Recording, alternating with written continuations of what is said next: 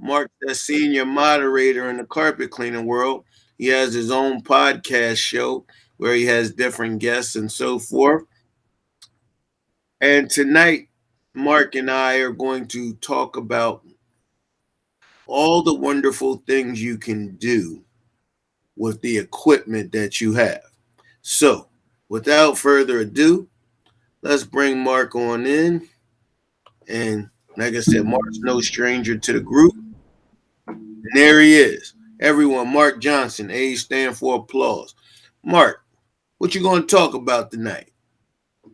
All right, what's going on, Mr. Lloyd, and what's going on to everybody who is tuning in? We are going to be talking about just trying to figure out what can be done to help a lot of you guys take your business to the next level.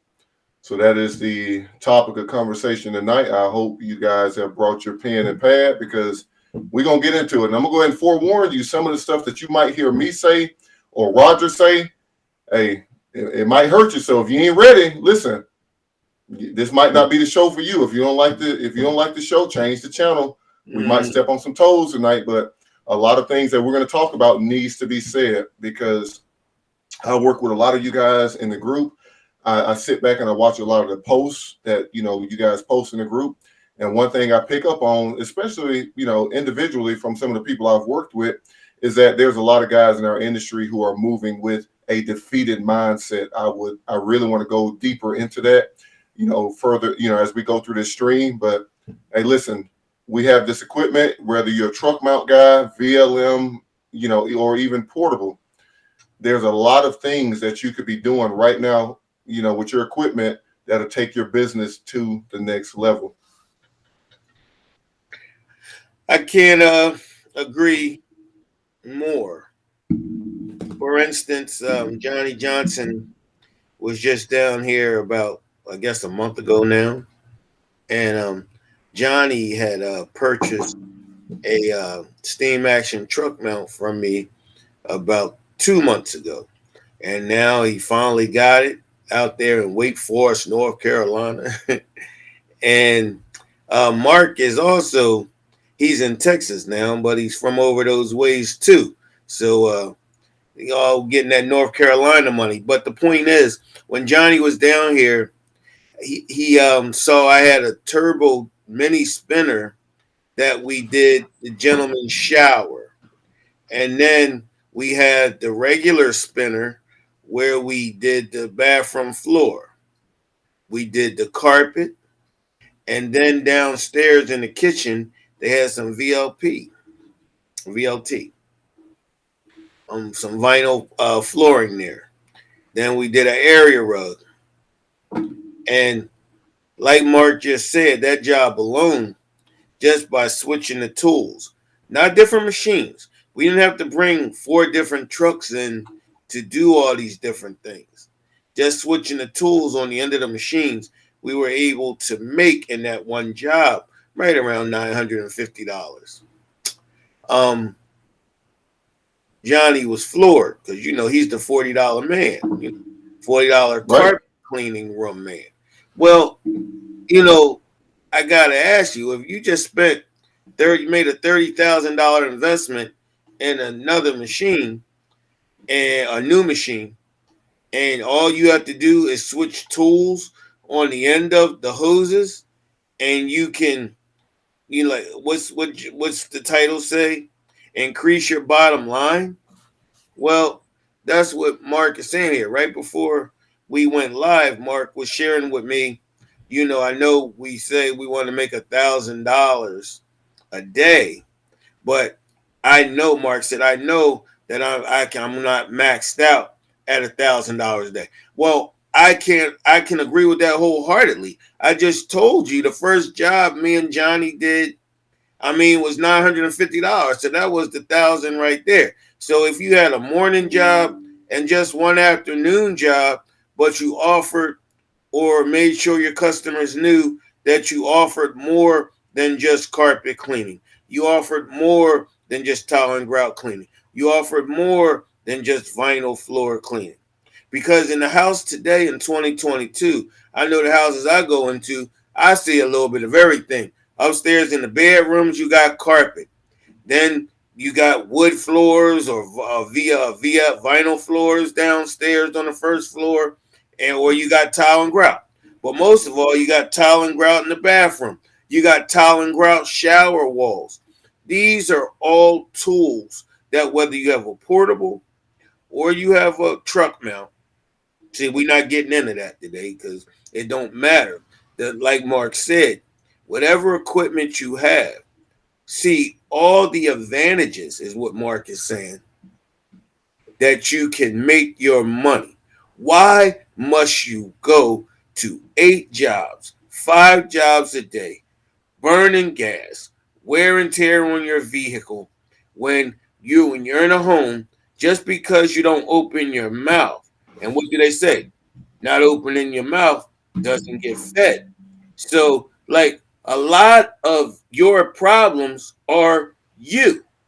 So when you say, "Oh, I don't like that Roger Lloyd. He think he know everything. He think let's make little funny memes and make fun of him," or Mark Johnson's too young and he's just trying to be friends. You're like, no, no, no, no, no. I vetted Mark very well before I made him the senior moderator of the carpet cleaning world. He is the real deal. He's young, but he's not young in the mind. He's not young with experience. Just to give you a little history on Mr. Johnson over here. When he was in North Carolina, he ran a multi-truck operation where he was buying not gallons, not cases, but he was buying drums of Soap Daddy's chemical to Pallets. pallets of drums to run and keep his business going. So before you sit here or you click out or you say, "Oh, Mark's young," or "You're not ready to hear," you need to listen because, see, I just told you in North Carolina, this young man was running an operation like a more so than some of you guys that's been around doing this for 20, 30, maybe even 40 years. And I understand you might be saying, well, I never wanted to have a multi-truck operation. That's fine. But that doesn't mean what I'm just trying to say is Mark Johnson has had a multi-truck operation. Life changes and events, and he doesn't even live in North Carolina anymore. So now in Texas, where he resides now, he understands that the money to go to in Texas is tile and grout. Now, the other day, you saw Mark show you, oh, wait a minute, I can do some carpet too. Don't get it twisted. So he's already diversifying right then and there. Now, what Mark hasn't shown you yet, but I already know he does upholstery too. Why not just say one thing to your customer? You know what? The carpet looks good. The lady's happy, excited. You say, before I leave, I just realized one thing, man. And she says, what's that? I left dirty furniture on your clean carpet. They always laugh. They always get a chuckle when you say that. And then if they say, well, no, I'm not sure, I'm going to say, you know what? I'm going to clean one chair for you free. Just because you let me clean all the carpets and everything, I just want to clean one chair for you. You clean that chair. Stop being so arrogant. Be like, I'm not cleaning no chair for free, Roger. Are you crazy? Shut up and listen. I said it. Shut up and listen. You clean that chair. And that looks so clean. And then they look at the sofa and love seat that's beside it. And you simply say something like this. Well, I already got the tool in here. You already got the chair clean. For I tell you what, for $150 today, I'll go ahead and clean that sofa and love seat. And then you have the clean furniture, the clean carpet, the clean chair. And you got the chair clean free. The law of reciprocity states, if I give you something, you feel obligated to reciprocate. I'll make a quick point and then we'll let Mark continue. If somebody walked up to you and say, "Oh man, you're doing good. You know what? I'm going to give you $50. I'm going to give you $100." The first thing you're going to say before you accept that money, and you're going to look with this, weird look on your face. Hey, thank you, but what are you giving me this money for? Oh, I just want to be, and I just think you're doing a good job. I just want to give it to you. You're still going to feel antsy. So and you're going to look around normal, everyday people going to look, well, you know what? Well, let me do something nice for you. The law of reciprocity states if I give you something, you feel obligated to reciprocate, to give back. Now, Mark Johnson, talk to us. I love that. I love that. But you know what? One thing that I see a lot, and it comes from even outside the carpet cleaner world. I work with a lot of people who find me through YouTube. And the thing is, a lot of us, whether we're ready to admit it or not, and just let me go ahead and spoiler alert, I might step on some toes with this. So just if you're not ready to hear it, please exit the stream. This is not for you because I'm going to go ahead and give it to you raw. You got to learn how to stand 10 toes strong and be ready to hear what I'm about to say. Listen, let me tell you something. If you are trying to get to the next level and you're trying to increase your bottom line, you have to learn how to move and get rid of that defeated mindset. A lot of us come into this business with that defeated mindset. We're already tired of the crap pay that we've been getting from these 9-to-5 jobs. We're already tired. We've been tired of being told what to do by people who are quote unquote above us, even though we know that we know more than what they know. Okay. There's nothing wrong with being confident. People will try to tell you that it's arrogant. There is absolutely nothing wrong with being confident. Let me tell you something. Just like Roger said, a closed mouth will not get fed. Now, you guys see what I do. I'm posting tile and grout work every single day. I'm posting interactions that I'm having with my clients. One thing that you'll notice about me, just like I'm talking to you right now, and how clear and concise I'm coming off. There's no there's no inconcise anywhere. I'm clear with everything that I'm saying, and your customers will eat that. Okay. You need to understand how to communicate with your clients, because keep in mind, they're calling you out there. You are the professional. You are the professional. Okay. So if you come in with a defeated mindset and you see something that you're unsure about, well, guess what? They're unsure about it as well. And when they realize that you're unsure and they're unsure too, they're not going to bite or buy anything that you're trying to sell them. You're investing in equipment that can run you anywhere from 5,000 upwards of 50, 60, 70. We're in the time of inflation. Some of y'all are buying equipment up to $100,000 before you've cleaned one piece of carpet. And then you come into the group asking for tips and help. That is ridiculous. Okay. That is absolutely ridiculous. I am a strong proponent of, learning and, just trying to, absorb as much information as you can. But outside of just asking questions, guys, you're going to need training, because training is what's going to get you to the next level and what's going to allow you to help get your business to the next, and to where you want it to be.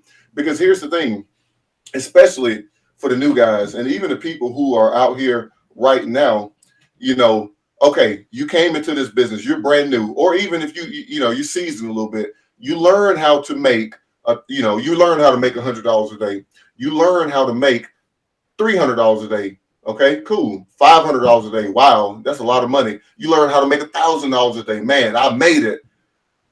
Are you maxed out at $1,000 a day? Let me tell you something. I've said it multiple times in the videos that I put out both on the carpet cleaning world and on YouTube.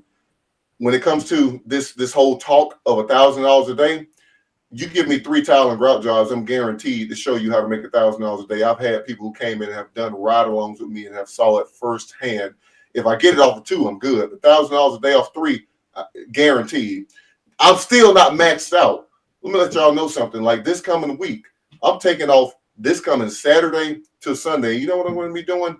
I'm learning. I'm taking training. I'm traveling 1,000 miles away from where I currently live to learn how to, perfect the art of polishing natural stone floors. I'm taking off from Saturday to to the following Sunday. I'm missing so much money. It's unbelievable. But you know what? I'm not even looking at that, because education is important. We put together so many things in this group outside of just the free information and gems that we drop. There's events. You got the experience. You got the carpet cleaner world networking and training event. We got all of these different events. I really want to see more of you guys take advantage of it. But just kind of staying on topic and increase, on the topic of increasing your bottom line, going back to what I said about the max out, here's the thing, guys, okay, especially for the ones who, specifically just stick to carpet cleaning.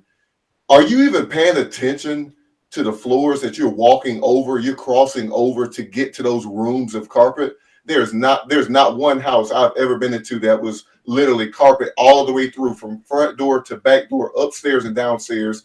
there's other floors in those homes. Again, go back to what I said earlier. Go back to what Roger said earlier. A closed mouth will never get fed.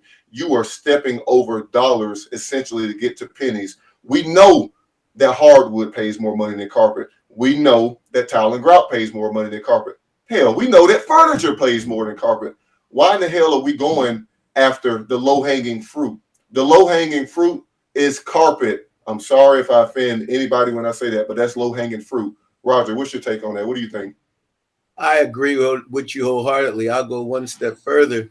You know, it's so much more than just that. Like okay, let's talk about equipment. If you can only afford a portable at this time in your life, then that's fine. But then you have to set yourself, like I'm training my guy right now, Robert is his name, on with the equipment. We have a steam action truck mount.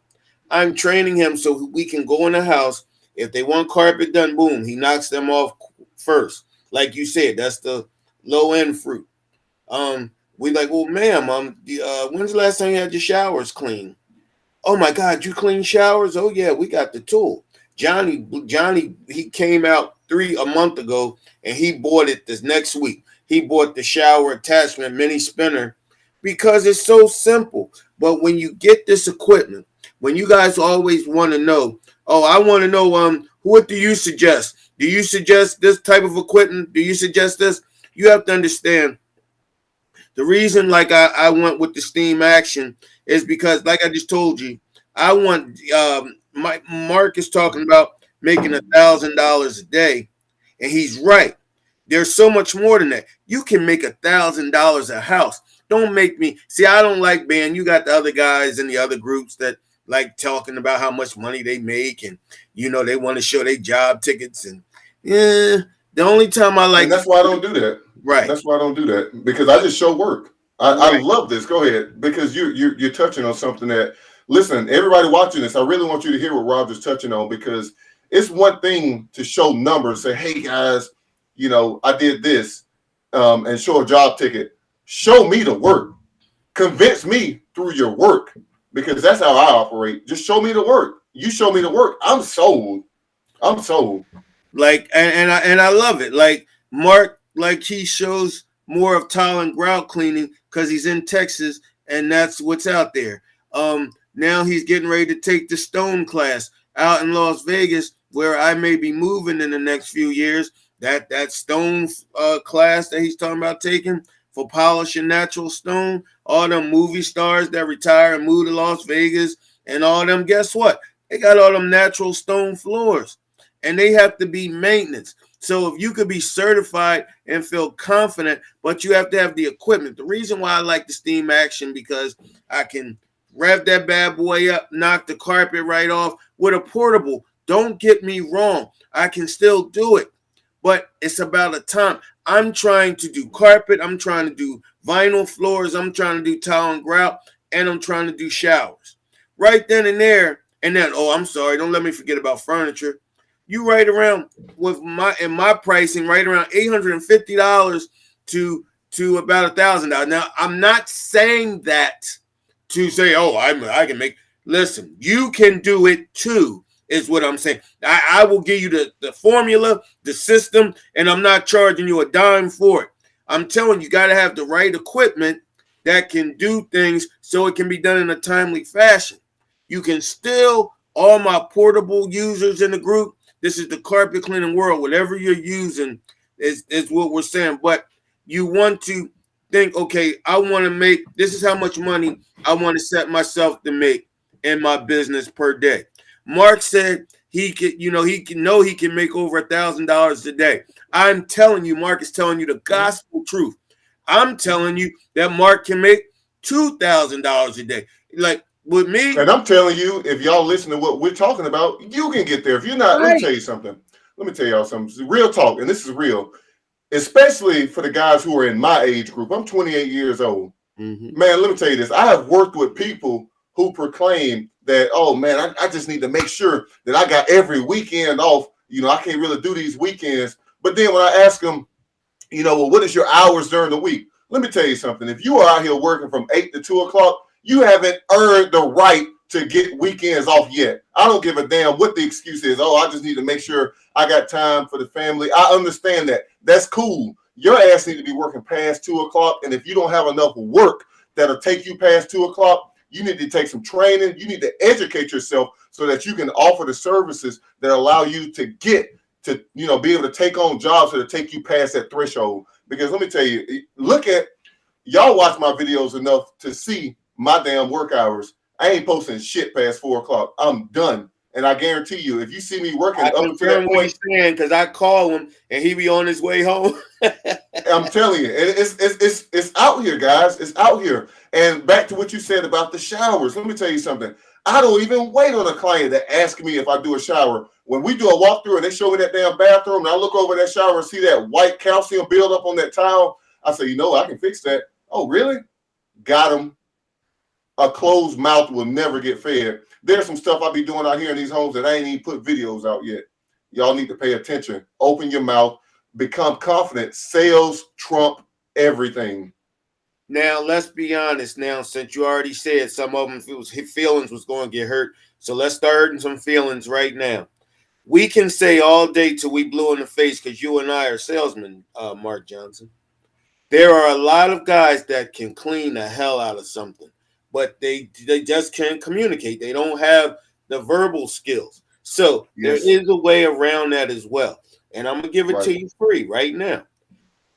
Buy yourself a tablet if you already don't have one. Mark Johnson just gave you the formula. Every day, Mark is showing us his work. So, like he said, when he does his walk around with his clients, have your tablet or your oversized phone in your hand. It has to be a big screen. And say, I just want to show you something. That way, if you're not a talker and you're a cleaner, you still can win at this. Have your tablet or your big phone and just have a video of you cleaning the shower. Have a video of you cleaning the tile and grout floor. If you show these things and you're right in their face, oh, you can do that? How much would that cost? That's another thing. Preparation is everything. Don't start hauling around. Well, see, then they start thinking it's kind of like a scam, not a scam, but it kind of a lack of confidence. They pick up on that. They can pick up on the fact that you don't know what you're talking about, and so you have to be clear and concise with your delivery. Let me give y'all some real free game real quick. I want y'all to pay attention to this because I'm gonna show you when y'all see me with tile and grout, and you see how many jobs. Let me tell you something. 8 out of 10 jobs I do, I'm selling sealant, and those 2 that I don't sell sealant on. You know why? Because they're probably moving out and I don't even offer it because I know they're not going to pay to seal a floor for the next people moving in. But let me throw y'all my sales pitch real quick. Y'all might want to revisit this video because this is literally me. Okay, Mr. Lloyd, watch this. You finna be my client and I'm finna sell sealant to you. Watch this now. All right, so I just walked in the house. You're showing me what you want me to clean, right? So you said, okay, okay, Mark, I want to do my kitchen. I want to do this bathroom, blah, blah, blah, blah, blah. Let the client talk. A lot of you guys and a lot of guys I've worked with have a bad habit of trying to over talk the client. Excuse my French, but stop that shit. Okay. Let them talk. A client will sell themselves if you just shut up and let them tell you what they want. So after a client has showed me what they want me to clean. All right, Mr. Lloyd. So you want me to do the kitchen, the bathroom, and the hallway, the laundry room, the foyer. Now I'm gonna go ahead and let you know one thing you guys want to do, Mr. Lloyd, you and your wife. One thing you guys will want to do is, you're gonna want to seal these floors after I clean them because I'm essentially stripping them down to bare. One thing you might not notice right now is how quickly these floors get dirty because they're already dirty. When I strip them down to bare, you'll notice how easily they are, how easily susceptible they are to soiling. If I seal these floors for you guys, what'll happen is when you clean a lot of this stuff that you're seeing right now, and I'll do this real quick. I'll say, you see that right there? The grout, whenever you mop your floors, does that change? No. I say, well, let me tell you something. If I seal these floors whenever you mop going forward, because I've sealed them, that grout, if there's a layer of protection on the top, the soils will stay suspended on the surface.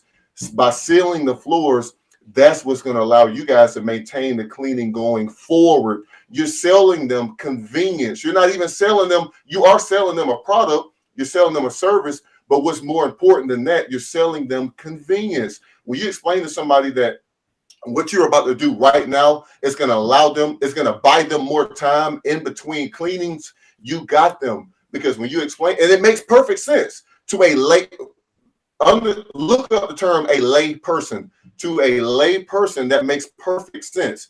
I'm stripping your floor essentially back down to bare. Now that it's back down to bare, because if you had the ceiling on the floor, you might not have me here today. So now that I'm taking it back down to a bare state, go ahead and put that layer of protection on there so that you guys can maintain it going forward. And before I even give them time to respond, because I haven't measured at this point, I want you guys to pay attention to this. I have not measured at this point. We have done the walkthrough. They've shown me what they want. I say, hey, Mr. Lloyd, now, before I measure, I want to let you know, when I clean these floors, I am stripping them back down to bare. Now that they're bare, you do want to seal them. Now, that is something that I can do while I'm here. And the beauty of having it done while I'm here is you can walk on them immediately before I leave, because not only am I going to clean these floors, as I go, I'm going to be dropping out fans and dry them so that by the time I'm done, they're going to be ready to seal. And then once I seal them, I'm going to put my fans back out. And while my fans are out running again, I'm going to be packing up my truck. And by the time I'm done with that, you're ready to walk on your floors. There is no downtime. So again, selling your clients to convenience. Now, before I let them respond to say, yeah, I want to seal it, or no, I want to seal it, I'll say this. Okay, Mr. Lloyd, so, you want to seal your floors, but what I'm going to do, let me go ahead and get all the measurements, and I'll go ahead and get you the price, the total price on the clean, and I'll also give you a price on the sealant, because, again, I'm stripping it down to bare. You don't want to leave it in a bare state, because clearly you've been mopping this floor. You see that when you mop, those grout lines don't change. You need to seal them, because it makes absolutely no sense to strip them down to bare only to allow them to be just as susceptible to resoiling as they were before. Let me tell you something, man. That's why I'm scoring damn near 100% on my sealing, as far as adding sealing to the job. The only jobs I don't add it to are ones that it's going to be a move out. As a matter of fact, in my third job I did today, you guys saw it, that one room I went into with a guy, you could hear somebody wrapping up tape. That one that I did the carpet cleaning and the tile and grout. You heard the guy, taping a box. They're moving out. I didn't even offer the seal. So anytime you see me say clean only, it's a move out. I'm not going to offer it because I know for a fact they're not going to buy it. They're not going to seal a floor for the next person. So again, man, let me tell y'all something. Stress the importance that, and you have to use every trick in the book, because again, you're not telling them something that's not true. You're telling them that, and they fathom it. Perception is reality. When you tell somebody and you point at the floor and say, hey, when you mop this floor, does that change? No. You know why? Because the floor is not sealed. When I clean this, I'm going to get rid of that. Do you want to see me here again in the next 3 to 6 months? Or do you want to buy yourself another 12 to 18 months in between cleanings before you need to see me here again? Well, like you started off, we're going to talk about not just one thing. I want to tell you guys something to add on to what Mark's saying. So you sell sealer to floors. You sell carpet protector to carpet. You sell fabric protector to upholstery. That's $300 right there in upsells with just adding some protector, mopping something on, spraying something on, or whatever. Do you understand, for all of you guys, especially the ones that call me about purchasing the steam action truck mount? Roger, is it real? Can it be done? Roger, tell me the truth. Can I really buy a steam action truck mount?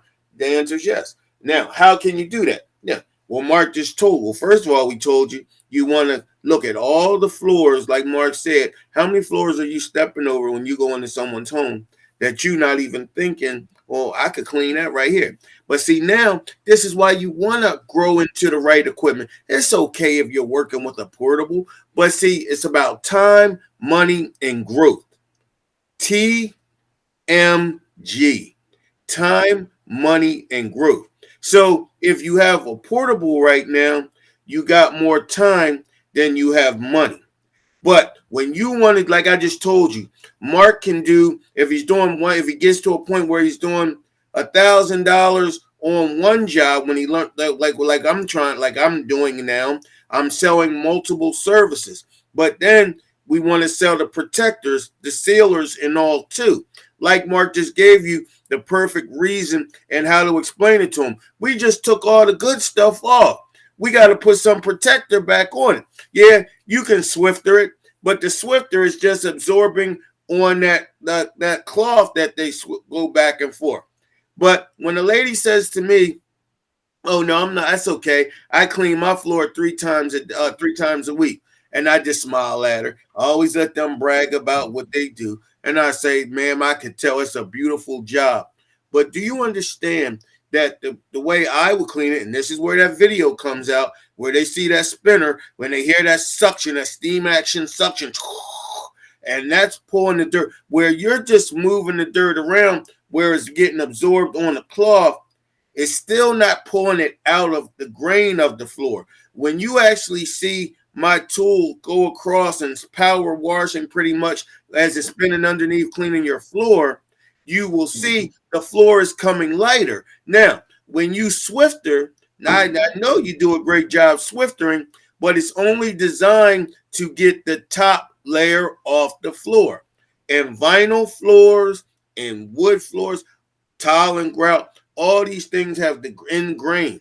You, with that powerful vacuum from a very strong portable or a superior truck mount extraction, you're pulling it out the grain. Now, the difference between me and my steam action truck mount versus someone in their portable, well, you might have to go over it a few more times. Well, you definitely have to go over it a few more times to try to get as much out of the grain to get it to break the color. When you see a floor, when you see a tile and grout floor lighten up, like turn 2 shades lighter, or after you clean it, you know that you feel good. Like Mark just said, that's when the confidence gets in. We're not putting you down with what you're working with, but we want you to understand it's about TMG, time, money, and growth. Well, if you don't have much money, then what? You have more time. So now what do I want to do since I have more time than money? If you're using a portable right now, if you clean carpets, you want to make it your duty, your responsibility to offer carpet protector after every carpet job you do. If you get them to do furniture, you want them to put fabric protector on. Mark just gave you the whole layout about tile and grout floors. That's exactly $3 in upsells. If you doing all three of the things anyway, you should say, well, it don't make sense to clean it, man, if we're not going to protect it and seal it. Exactly. Let me ask you a question real quick, Roger, because I know you sell a lot of protector as well as far as carpet and furniture go. Give me your sales pitch on furniture. I want to hear it, and I'm going to give you mine, because let me tell you, I've yet to ever do a furniture. And let me tell you this, I hate doing furniture. I hate it because it's a lot of bending. I'm 6'6". I ain't trying to do that damn bending. That shit hurt. My damn knees, my back, man. I ain't old, but damn, I'm tall. I want to hear your sales pitch. If I'm your client, I want you guys to pay attention to this. Let me tell y'all something, because, I know Roger has people, that want to sit back and talk and, hate and stuff, but this man gives y'all the game. I give y'all the game. Y'all might say, oh man, he's just trying to sell me something. Let me tell you something.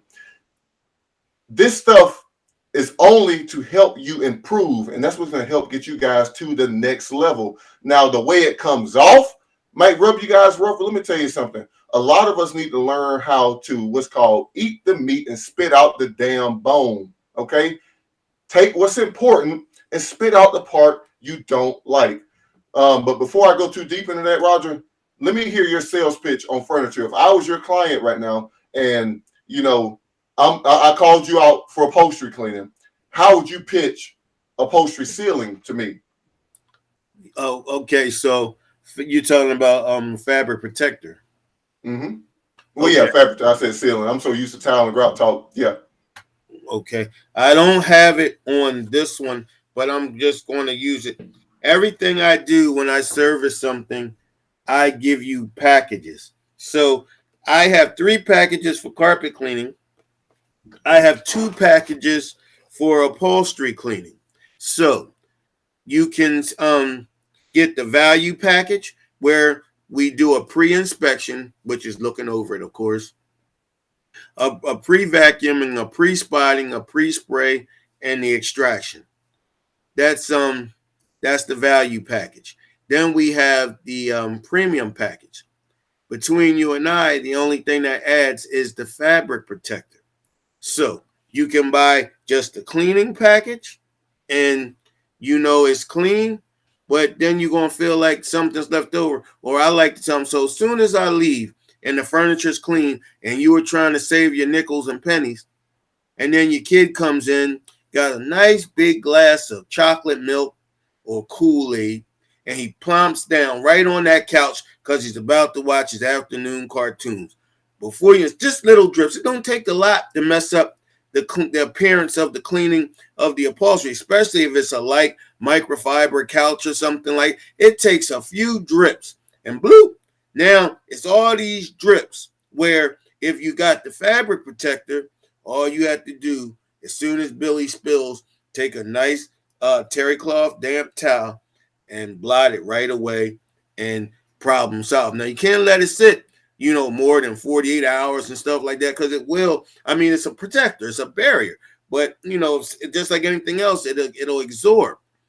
Mm-hmm. So and then if they say, oh well, we don't have any kids or we don't really have to worry about that, be like, all right, well, now I tell you this way, when you sit down and it's so many different things that can happen to upholstery. I've seen microfiber couches that we had to try to bring back from the dead, and I'm like, well, what happened? They're like, nothing. We just never had it cleaned in 8 years. Right. Well, 8 years, that's still just pulling the pollution and stuff out the air. The soot when you turn the heat on, just everything just goes right in these fabrics and they get absorbed. So extraction, that's why we're not going to beat up on the VLM guys. But even with y'all, y'all just don't do it. Most of you, I'm not going to say all of you, but if you sell a VLM service, there has to be an extraction. Everyone has to understand when I explain this to you. You're supposed to go back 24 hours later after the polymers and the VLM cleaning solutions crystallize. That's the encapsulation process. It encapsulates the dirt. But you feel as though because your machine is rubbing and you got a cloth that you pull off the bottom, the cloth is only cleaning the top layer. Here we go again when we were just talking about the towel and grout. They can swifter it all day long. What's under that swifter? A piece of cloth. And so that cloth garbage is just getting it off the surface. That's why you have to go back. And I know a lot of you guys be like, oh man, as long as it look good, I tell the customer that they got to vacuum the next day and it's on them. No, you're cheating your customer and you're not telling them. What if they have some vacuum cleaner that they never changed the bag? What if they have some vacuum cleaner that they never changed the filter? Well, they're going to ride over it, but they're not cleaning it. If you're going to do VLM, if you're going to do towel and grout, if you're going to do carpet. Now, let me ask you this real quick before we get too far off my question, because I was just asking how you sell upholstery, protectant for upholstery. Now, if you are open to suggestion, what I'm about to give you is going to help you sell more protectant on upholstery. Let me tell you, I've yet to have one person ever not buy it. And let me tell you the angle that I hit it from, which is the same angle that I take when I go at towel and grout. I'll say, okay, Mr. Lloyd, I know, you called me out for your upholstery clean. I said, I do my pre-inspection. I look at it, ask questions. That's one thing. Anybody watching this, let me tell you something. Ask questions. Okay. All right, Mr. Lloyd, we're gonna do a little bit of role play right now. All right. So, I've looked over the couch. Let me ask you this. Is this the first time you've had it cleaned? Yes. Okay. Now I'm going to go ahead and let you know this. Considering that this is the first time you've had it cleaned, now whenever upholstery comes from the manufacturer, there is already a protectant in the furniture. I need you to understand that when I clean this, I'm going to have to strip that off, which is going to leave the fabric in a bare state, meaning that it is more susceptible to resoiling and easier to stain. I can reapply that protectant to make sure that going forward, everyday spills and stains can be taken care of by you as long as it's not something that's extreme. Again, I'm stripping it to bare. Your fabric's not even bare right now. It's just dirty. But I'm going to strip it to bare because I have to strip it to bare in order to remove this stuff. I really need to reapply the fabric protectant. Here's the cost. That's what's going to allow you to maintain it yourself going forward on minor spills and stains. They buy it every time. Again, you have to hit it from an angle of selling the convenience of what you're offering to them, and you have to give them a question for them. Again, it goes back to what I said earlier. Perception is reality. They can perceive that it's going to be easier now that you've cleaned it and stripped it to bare, that it's going to be able to get dirty again quicker, sooner. It came from the manufacturer with a protectant already in it. That's long gone. Okay. So now when I clean it, it's definitely long gone. One thing you want to do is reapply that. And that's something that I can do while I'm here. Not only that, once I reapply it, I can go ahead and speed dry it while I'm packing up my equipment. That's going to get it to where you'll be ready to start back using your furniture in the next 1 to 3 hours. You sell them the convenience of, I agree with what he's saying, what Mark is saying. 9 times out of 10, unless a furniture set is beat to be damned, then you can really get the protector. It just makes sense. We have all these ways of introducing it. Mark's way is good. I always, I'm giving you the options. So that way, when women love options, they hate to be told anything. Think about your woman. Think about your mom. Oh, he tried to tell me. I wish he would try to. So give them options. It works. It's nothing to debate about that. Listen. Right. Let them make an educated decision, because when they understand that if you're stripping it down to a state that's going to make it easier to get dirty, it only makes sense to put it back in the state that it was when it came from the factory. When you sell it at that angle, I promise you will sell way more furniture protectant when you let them know the state that it came from the factory was in a protected state through everyday use and abrasion from you sitting on it, rubbing your hands on it, all of that. In order to remove the soils, I got to strip it back down to bare. I'm going to have to put that protectant back in there. Otherwise, it makes no sense. You see what I'm saying? Want to be sold. You have to open your mouth, sound educated, and not just, I can clean that. It cracks me out. How many guys right here, and we see in their videos that they put in the group, I told Miss Johnson I could clean all that. It'd be $200. It'll be $100. No, okay, you told her thank you, but that's not selling them. Like when Mark is telling them about when you're stripping stuff off, do you see that little? Well, I wouldn't even say that I'm selling them. I'm just letting them make an educated, informed decision based off the potential consequences of not putting the protectant back in it. I wouldn't consider that selling them. I'm just letting them know that I'm putting it in a state that'll make it easier to resoil. When you hit it from, I'm telling you, that angle of just allowing them to make an educated decision. When you said something, you've been saying this for years, clean the client. Okay. So when you provide them with the education and the understanding that, hey, no matter if you want to, put the protectant in or not, my process is going to put it into. They sell their self. What you said in the beginning. Let them sell their. That's the way I should have brought it out. If you clean them, I coined that. He just said it. Thank you, Mark. Mm-hmm. If you clean your client, they will be wise enough to sell this. Because all you want the lady to say is this. Oh, so it makes sense. So it's not even a question. I need the protector. Oh, it's not even a question. I need the sealer on my towel and grout. When you get a client that puts it all together and spins it back to you like that, don't even give me a price just to clean it no more. Give me a price to clean and seal it. That's when you know you pretty much mastered what you need to, how you're explaining it. Because you want them to turn around. When I give them 3 packages, $74, $94, $110 per room, per 250 square foot room. The lady yesterday, I just got off the phone with Johnny yesterday. Me and Johnny talk all day, every day. He said, Roger, your guy didn't show up today? I said, no, they didn't show up for whatever reason. Robert couldn't show up. And I said, Robert well, ain't got a job. right. He called me. He was sick or whatever, whatever. If he wasn't a good worker, he would be gone. But I had to do a furniture set. I had to do carpet, and she got a pet treatment. But what I'm trying to say is she didn't get the pet treatment first. But my senior package for $110 offered a bioenzyme. So she did want a little bit of furniture move. So she did get the $94 a room package already. Like, it's amazing how so many cleaners be like, Roger, I don't care what you say. In my area, nobody's going to spend $94. They're not even spending $74. Yes, they will if you clean them. And I know, Roger, Johnny says it all the time. Roger, I don't got time to be in there and da-da-da like you do. Right. I listen to you guys too. So if you mail these EDDMs out, it does it before you even get there.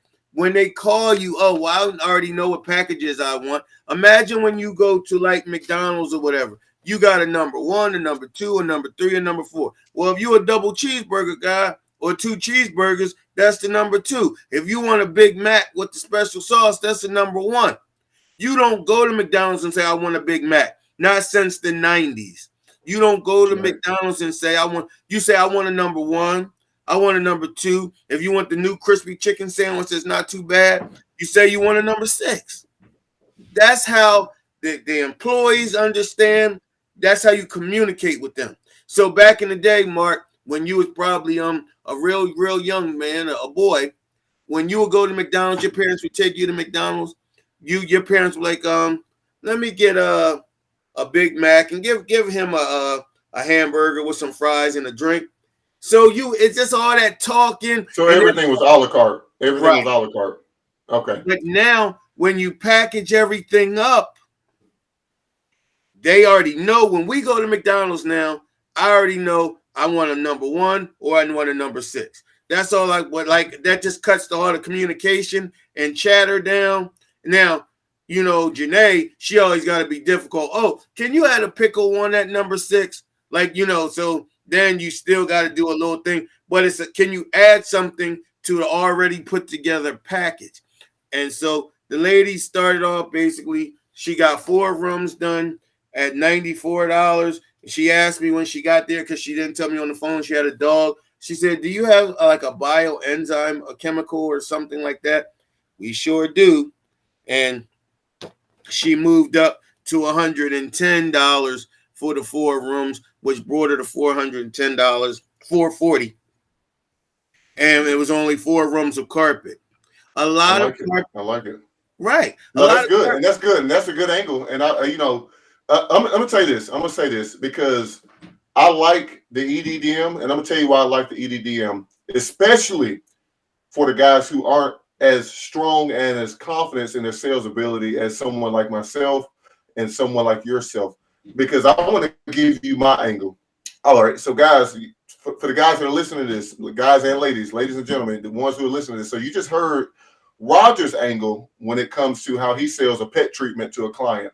Let me give you my angle. And again, same thing I tell you, I don't miss when it comes to pet treatments. So again, I do the walkthrough.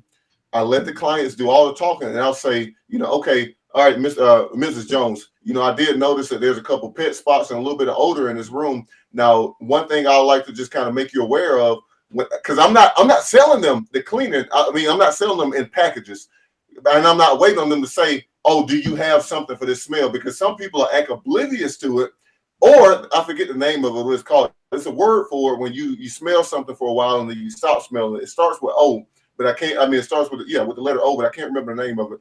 But it's a real thing. You smell. It's like an air wick. You have an air wick in the wall or a wallflower. You stop smelling it, but somebody else walking the house, they can smell it. So I'll say, okay, one thing I will let you know is that when I clean this room, I can tell that the dog has had some accidents in here. Just to make you aware, when I clean this room, when I heat this floor up, if there's urine in this carpet, it's going to off gas. Okay. And the last thing you want to do is have your carpet cleaned today. I leave, and the next couple hours, the room starts smelling like piss because it's off gassing, because there's urine down in the carpet and down in the padding. Now, I that's something that I can take care of, which is something I do recommend. Now, I'll do whatever you want me to do, and I throw that out there literally just like that.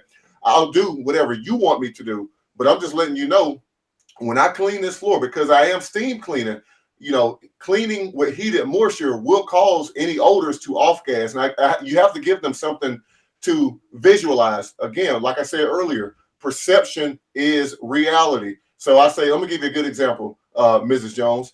If you decide to go out and take a 1 hour or 30-minute jog, you take this would be a horrible example, but because I don't say you take that shirt off and throw it in the dryer, because that may come off, rub them the wrong way. But if you ever took a sweaty shirt and just didn't wash it, you just threw it in the dryer, it's going to smell worse after you dried it than before you threw it in there, because you heated it up, and the heat allows the odor to off gas. Okay. Same concept. When I heat this floor up, it's going to bring out odors that you may not even smell right now. So one thing that I can do is I can do a pet treatment on that room to help alleviate that problem. Because again, the last thing you want to do is pay all this money to get your carpet cleaned, only for it to start smelling like pee hours later after I'm gone. I do have a solution for that. And you say that to allow them to make their own informed decision. I'm not selling them a damn thing. I'll do whatever they want me to do. But I'm also letting them know the potential consequence. Man, not to really make it sound like fear tactics, because we know this is actually going to happen. Let me clean that floor and not put an enzyme down there. It is going to smell worse. You educate the client and allow this is the Mark way. Like Johnny say, this is the J way. This is the Mark way. I like to educate the client on the potential outcome or the benefit of what I can do versus say, hey, you should do this. Do what you want to do. I'm just letting you know that when I heat this floor up and I'm not doing a pet treatment, there's a potential of off-gassing. And when I throw in that caveat and let them know that, give them that example of throwing a sweaty jogged-in shirt straight to the dryer and not putting it in the wash to wash that odor out, it's going to smell worse than before. They get it. Perception is reality, guys. Perception is reality. The Mark way is taking that angle. Now, if you aren't as confident and your sales ability is not there yet, I'm telling you, a flyer, a EDDM, anything that will show them in written language, the different packages can potentially work for you.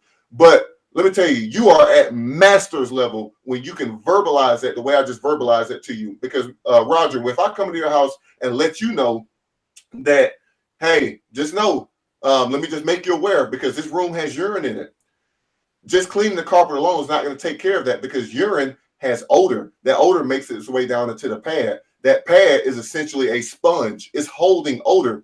Enzymes digest and break down odor-causing bacteria, which is why you're smelling that smell right now. That's something I can take care of, because if I don't do that, just be aware when I clean this room, there's a potential that it's going to off-gas, and your room's going to smell like pee, even though the carpet's clean. Let me tell you something. I bet 1,000 on pet treatments all day. I want to say this. I appreciate, and everything Mark is saying is 100%. But there's an easier way.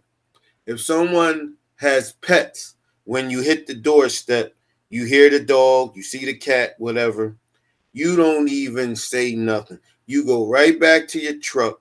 You get you a black light, and it's called a hydrosensor moisture meter. You just take that right with you when you go in the house. Now, you ask the people, this has happened 100 times over my 32 years. Oh, have your pets had any accidents? Oh, no. Bootsy doesn't. She wouldn't dare. She goes for walks twice a day and blah, blah, blah. Okay, great. Thank you. All right, so you go around, they show you the rooms. You don't even have, you just click on the black light. Click. Soon as you see that question real quick. Soon as you see that army green thing, see, they already lie because they're so proud and Bootsy's right. in love with Boots. But then you show them. Now, Mark just told you, show them something. So get you a black light. Don't be cheap with one. Get you the PP 5000 something, because it's only going to make you more money. Turn that light on. Don't even tell them what it is. Sometimes they'll know what it is. And then say, yes, it's a black light. But if not, just go ahead and do it. They already had this. I want to add to that. I really want to add to that, because here's the thing. That works, but you can't ask. The only way you can really make that work, and I promise you, your method is perfect. But here's the problem with that. Don't ask them if the dog has had an accident. Because here's the thing. If they say no and you show them, who likes to be called a liar? Because essentially that's almost like, no, just follow me. Because I'm not saying that your method is wrong. I promise you I'm not. But people don't want to come off as if they were lying to you or being deceptive or withholding information they may or may not have already known. What I would do, because let me tell you something, my sales game is so strong, I don't need a damn black light. I've never owned one. I don't need it. I don't need it because they know that dog has been pissing. I don't ask them nothing. I tell them I smell that shit. I smell it. And I give them the perception. You might not even smell it no more, but when I heat this floor up, best believe, just like throwing that sweaty ass shirt in the dryer and heating that up, oh, you're going to smell that dog. And I'll ask them, let me ask you something. So, how long has it been since you had the carpet clean? Does it seem to smell like urine in the summertime? And then they say, you know what? That's funny. It does. You know why? Because heat, off-gassing, education. But I don't like using a black light. And I'm going to let you continue. I really wanted to interject just at that point, because if we're telling people to use a black light, we also need to let them know that, because they'll expect you, they want you to prove that you took care of that problem that you told they it's almost like I don't want to say the word, it's like I'm gonna say it, damn it, a dick swinging contest. All right, you come in there, oh, my dog doesn't pee, and you light it up. That's a lie. All right, and they buy it, and they're gonna say, okay, since you sold me on an extra $200, let's see your little fancy light. Show me that the shit gone. You light it up, and you still see the glow. Now, how do you explain that to them? Well, let me tell you how I would do it, and I'm gonna let you go. I promise you, I'm gonna let you go and do yours. This is why I don't use that light. That light is a double-edged sword. It will prove to them that their dog has been pissing, but it'll kick you in your ass when you show them again, and they still see those spots. Because people don't understand what phosphorus glow is. A lot of cleaners need to understand that when you use a black light, that is only to be used as an indicator of the location of the urine, not as proof of the urine. And you have to educate them and let them know, there's phosphorus in urine. This light is only to show me where I need to treat. Not to say that when I clean it, that's going to be gone. Because it's almost like you're giving them a pair of eyes that's not in their head when you turn that light on. You're showing them stuff that the naked eye can't see.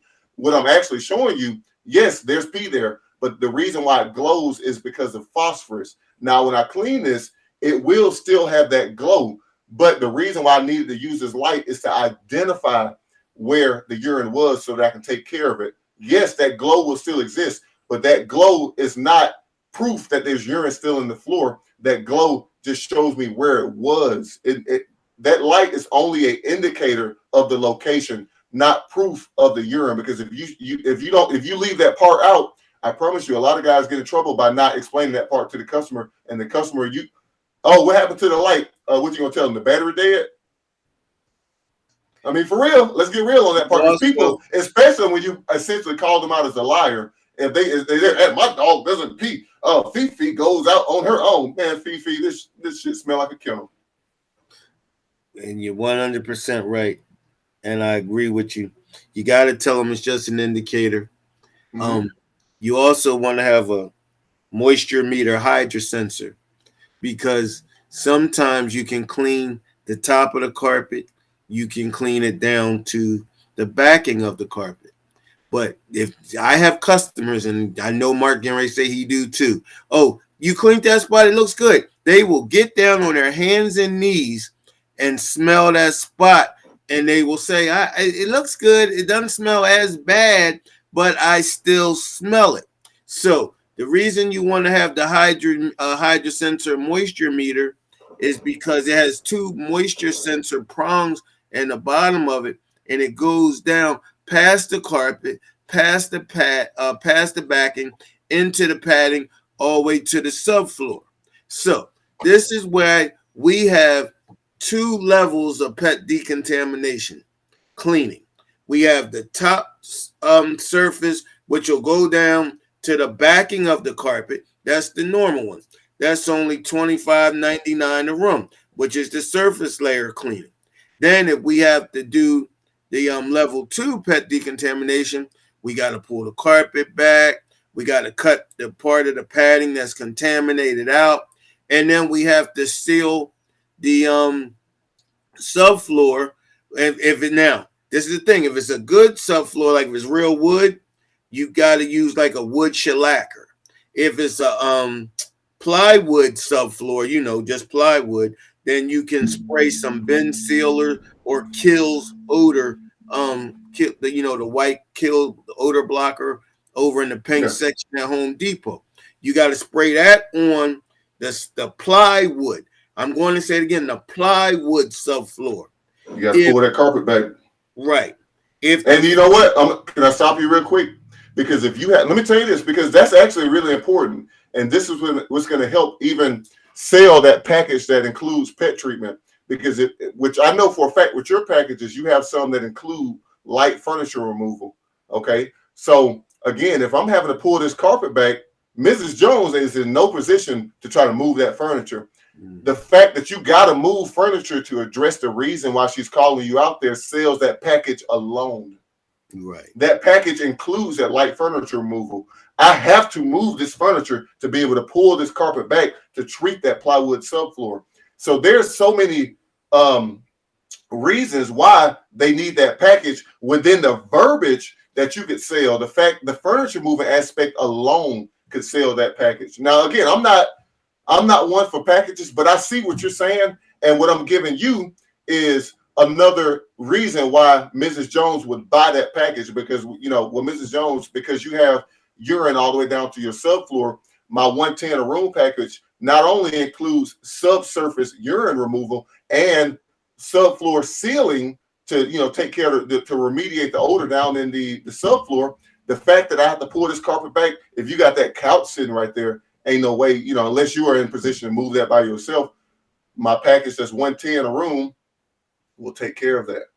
The one added value. The 110 a room package is only the level 1 pet decontamination, though. I hear what you're saying. Okay. I like that. Well, I thought it was the 110. So if it's more than that, whatever it is, I got a full padding. If I got to cut padding and put a new piece of padding in, and I have to buy the kill kills odor blocker. That's out of my pocket. That starts off at like $250, normally to $400, because, like you said, we gotta move the furniture. Then we gotta have a little knee kicker. We gotta kick the carpet back after we do it like this, and then I'll tell you my price on subsurface: $195 a room, because I got to do exactly what you're talking about. On top of what it costs to clean the room, $195 a room. And you know what? Let me tell you something. Again, perception is reality. I don't mess with that black light, but when I go to a corner and I yank that carpet back and show them what the back of that carpet looks like, it's a done deal. It's a done deal. I want everybody to tell you, see, I got to cut Mark right here, because, see, I like this. This I see y'all watching. This is good. I'm start doing something more on the regular, like I do with Johnny Johnson, because I see you guys. Maybe we'll have them all in here. But see, that would probably go all night if I had Johnny in. If I had the Johnsons in here, that could go. I want to man. Hey, listen, you'll be like my YouTube live streams. I'll go 6 hours of one. Yeah, because it's just good conversation. It's just good conversation. And these, you know what? And these are the kind of conversations that make the carpet cleaning world so great. You don't see this going on in any of these other groups, guys. As much flack as our administrator may catch, let me tell you something.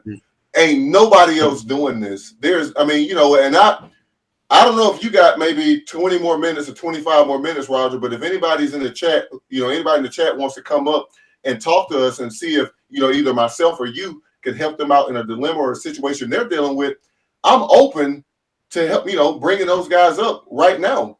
So, like I said, I got about 25 more minutes before I need to really get off of here. But if you got more time, I got more time. Anybody watching this, again, guys, we're doing this for you. Roger's a busy man. I'm a busy man. The fact that we're sitting on here having this conversation about stuff that we actually know, we're doing this to help you guys out. I gave you my whole sales pitch. Roger gave you his whole sales pitch. I'm making money off of that pitch. Roger's making money off his pitch. We see these questions all the time. How to seal, how to do this, how to do that. What y'all need to be more focused on is how to sell it. It's okay. learning how to apply it is the easiest part in the word. Getting that word game down is what's going to get you to the next level. And that's the whole purpose of this stream, is getting you guys to the next level. We got to get away from that defeated mindset. Let me tell you something. I have not maxed out. I've been a 7-truck operation, 10 employees, 7 trucks. I'm a witness.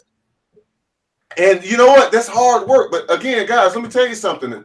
If you are not working, I'll say if you ain't working past 2 o'clock, you don't deserve a weekend off yet. Because before I've been this year will make my 9th year in this industry. I'm finally able to take weekends off because it was nothing but grind time up until this point. You have to put in the work. Hard work truly does work, guys. It really does. You know what? While we're waiting to see if anybody takes you up on that, I'm looking at the question box here. Excuse me. I want to put a dare right out here while we're doing this for good old Johnny Johnson. Johnny Johnson, you just got your new steam action truck mount. We're all oohing and ahhing and loving it. I want to dare you to scratch the number 4 off the $40 off the side of your truck. Have your fast sign guy put a 6 there, just on the steam action truck, just on not your other Judsons. Not saying there's nothing wrong with them. I'm not saying nothing wrong with them, but this is an upgrade. So what I'm saying to you, and you got to do it this way, because if this don't work, I'm going to pay for you for fast signs to put the number 4 back on the side of your truck to make it $40 again. But I want him to scrape the 4 off and put a 6, so it says $60 a room. And then when you driving around Wake Forest, North Carolina, and your customers say, "Hey, Johnny, I see your trucks. Some of them say $40, some of them say $60. What's the gimmicks, Johnny? What you trying to do?" This is all you say. You say, "I have different carpet cleaning levels." I have to think of the word. Levels or systems, or I have to think of the word. But the point is, that'll come up in any. I just put this together as I'm thinking. But if you put $60 on that truck, oh, there you go. I figured it out already.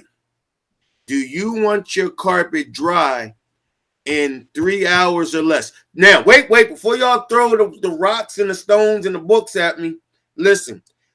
I have a dry cleaner right up the street where it says for an crazy amount of money, if you need something dry cleaned in an hour, they have a 1 hour dry clean service. But they still got their regular 2-3 day, 1 week dry clean service as well. So with DeAndre? Oh, so Daddy joining us. Oh man! Hey, real quick. Let me respond to that because I like the challenge that you're giving Roger. But I want you to think about something. I want you to think about this. Yeah. Oh, excuse me, Johnny. I said Roger. I was trying to get your attention. Right. I like the challenge that you're giving Johnny. But let me say this: instead of scratching off that 4 and putting a 6 on there, how about scratching off that whole damn price and just put number? No, hold on, because look.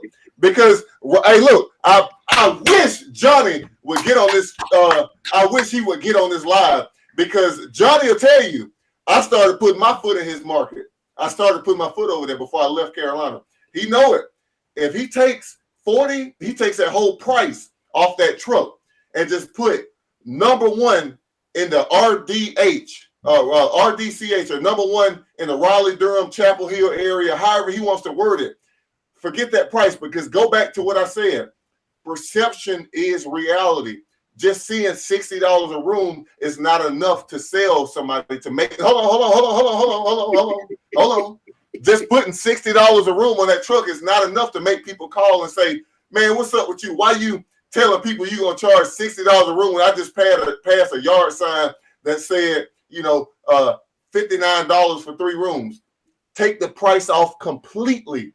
Sell them on your brand. Because let me say one thing about Johnny, and I know this for a fact because I was in his market too. Johnny got a strong brand. Johnny is one of the few people I know. Johnny better than me on this. He is one of the few people I know that don't have to spend $1 on advertising and has a full schedule. You know what that means? Johnny has brand recognition, and I wish he would come up on this stream because I want to tell you, Johnny, if you're watching this right now, brother, you need to take prices off your truck. This is me.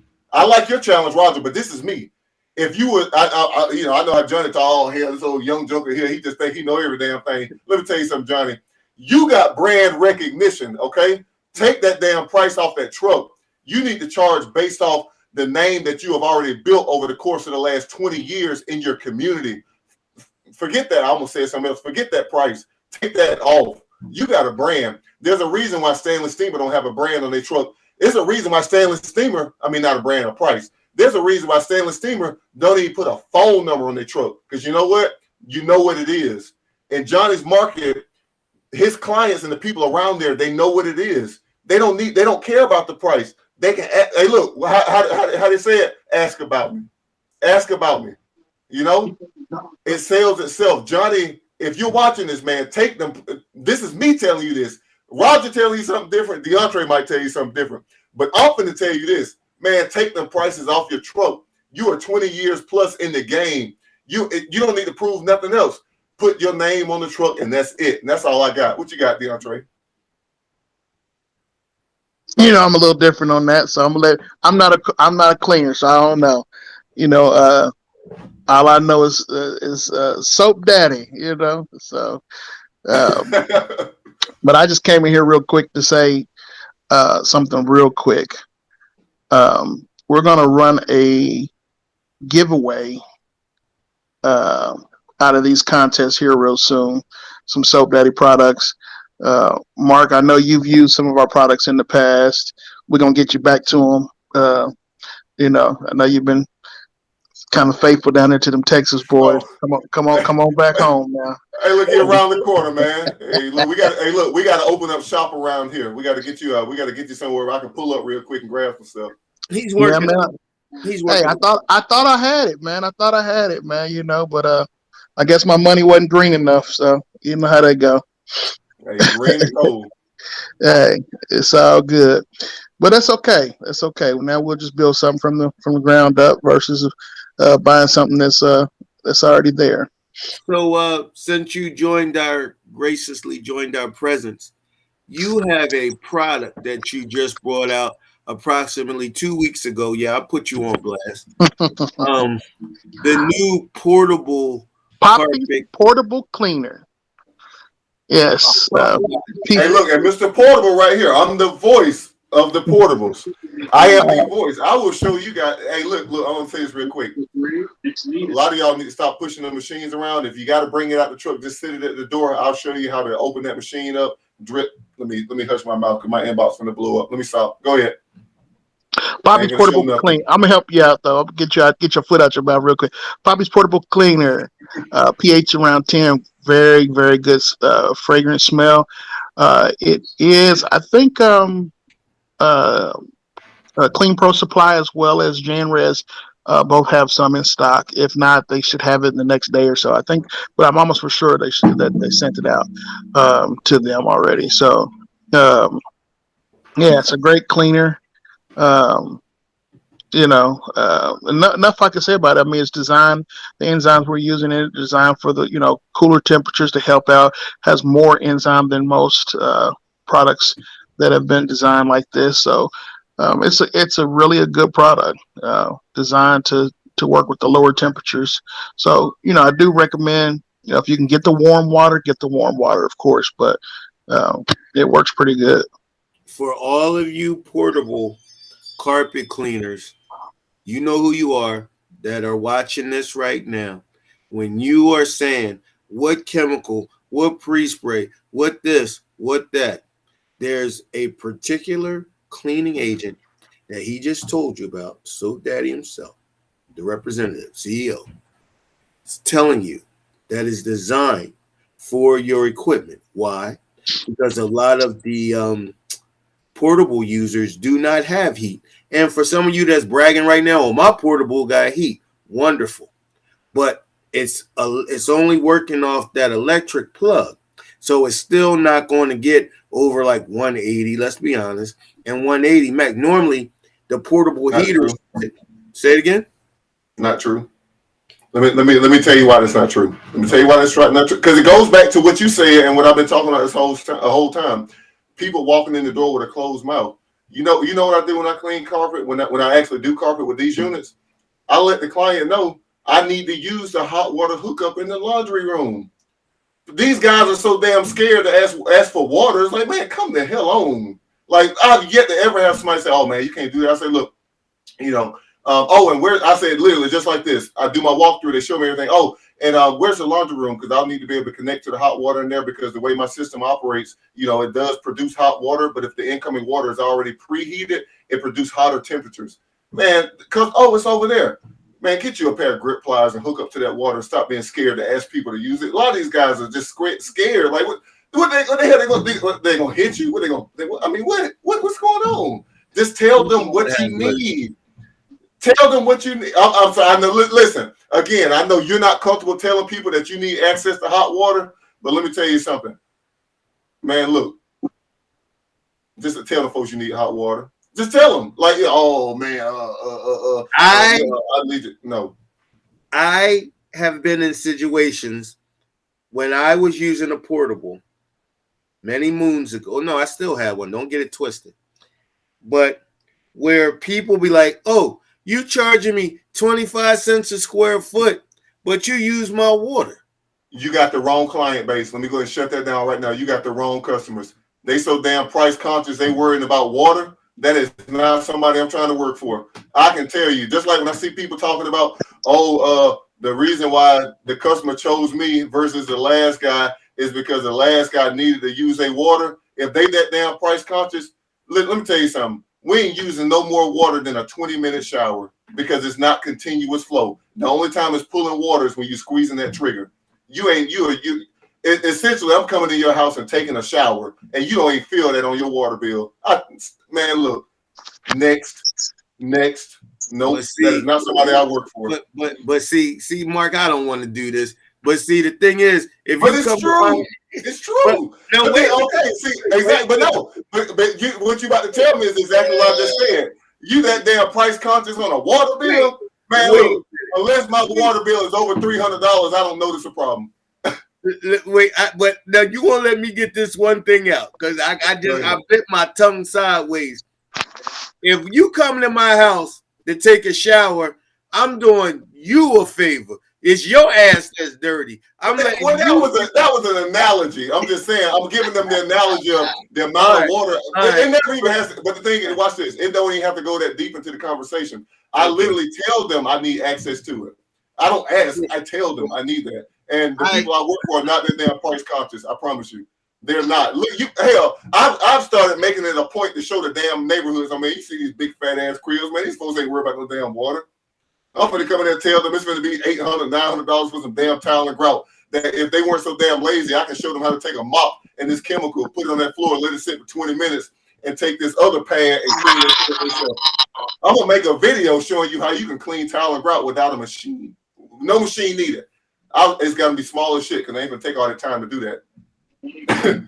But again, they're not. It's all about the clientele. I don't work for people that's that price conscious.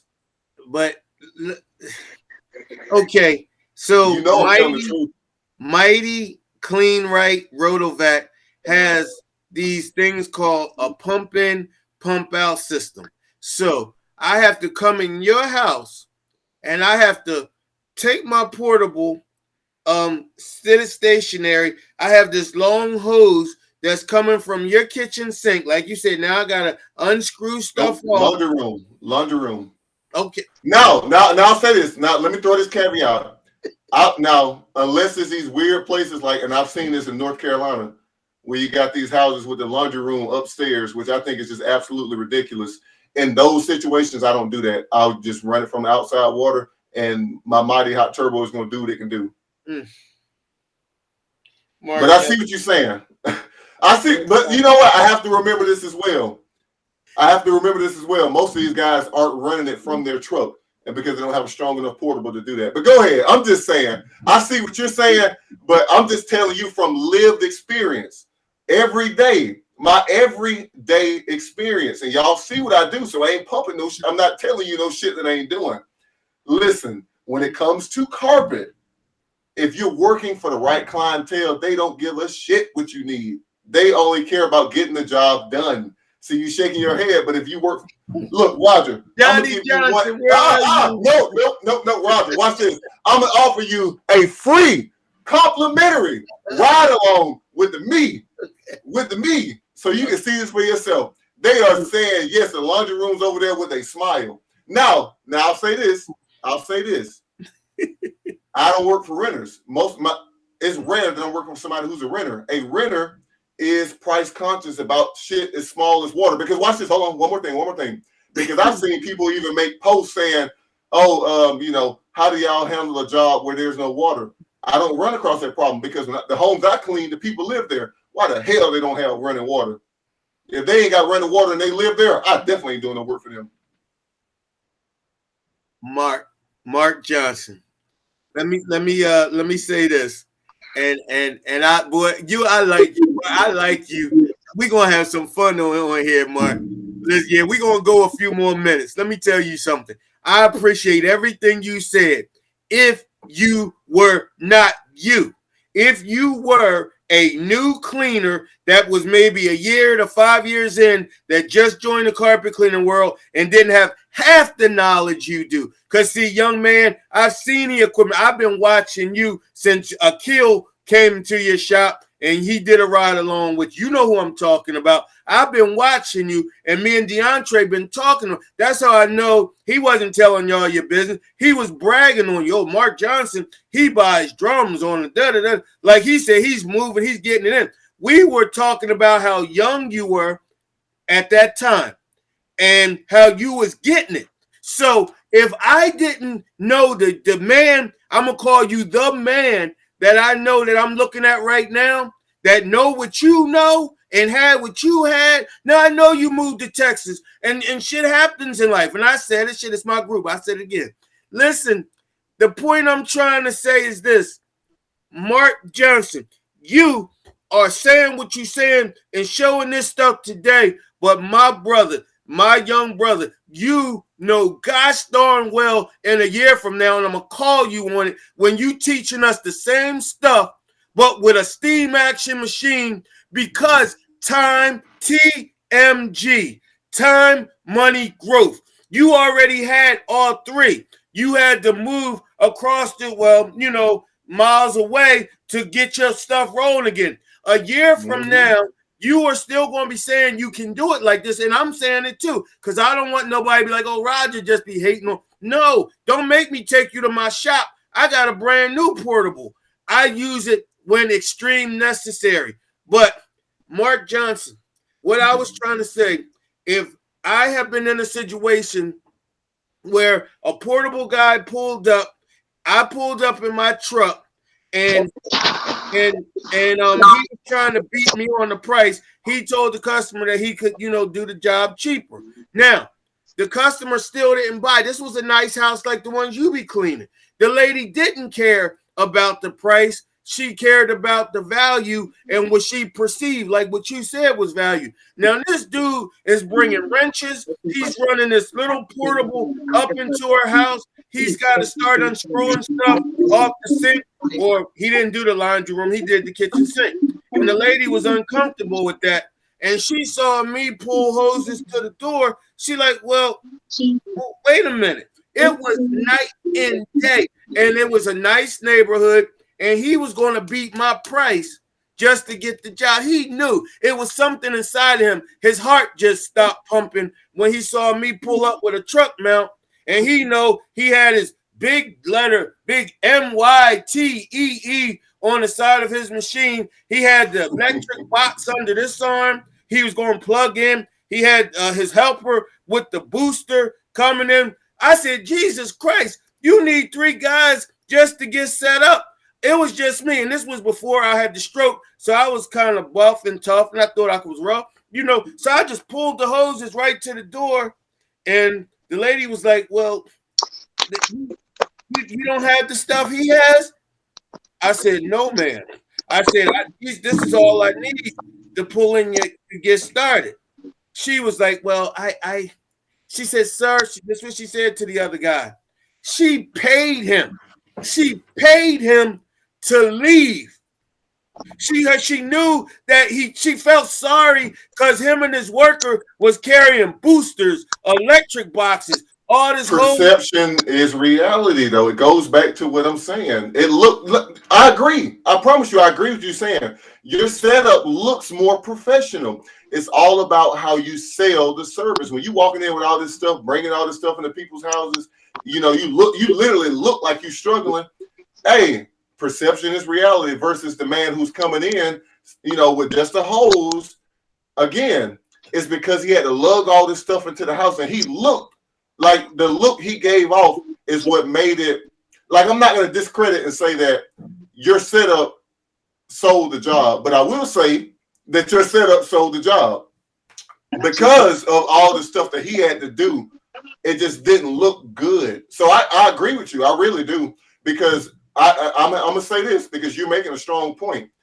I'm not looking in. When I walk into your house, if you called me to do your floors, you don't know what the hell is in that van because they ain't bringing nothing but a wand and hoses into your house. So I agree with that. So I agree with you saying because your setup, you have. See, I agree. I see where you're going with this. Now I agree. You have a truck mount set up in you are still, see, if you pulled up, now let's use your setup and your scenario in my same story. Now, you might beat me and get that job if you did what he did and say, well, I could do it a little bit cheaper, because the look of what we're doing is still technically the same. You're running hoses in, and that's it. So I would have to come up with something like real crafty. I'm not going to beat you on the price. I'm going to beat you because I can sell better. But go ahead. I ain't beating you on the price. I ain't gonna beat you on the price. Hey, look, what's that? Bang, bang, bang. I'm just messing with you, but I did want to say I ain't gonna beat you with the price.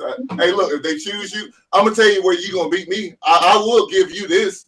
You'll beat me when you say I got 32 years experience. I can't say that.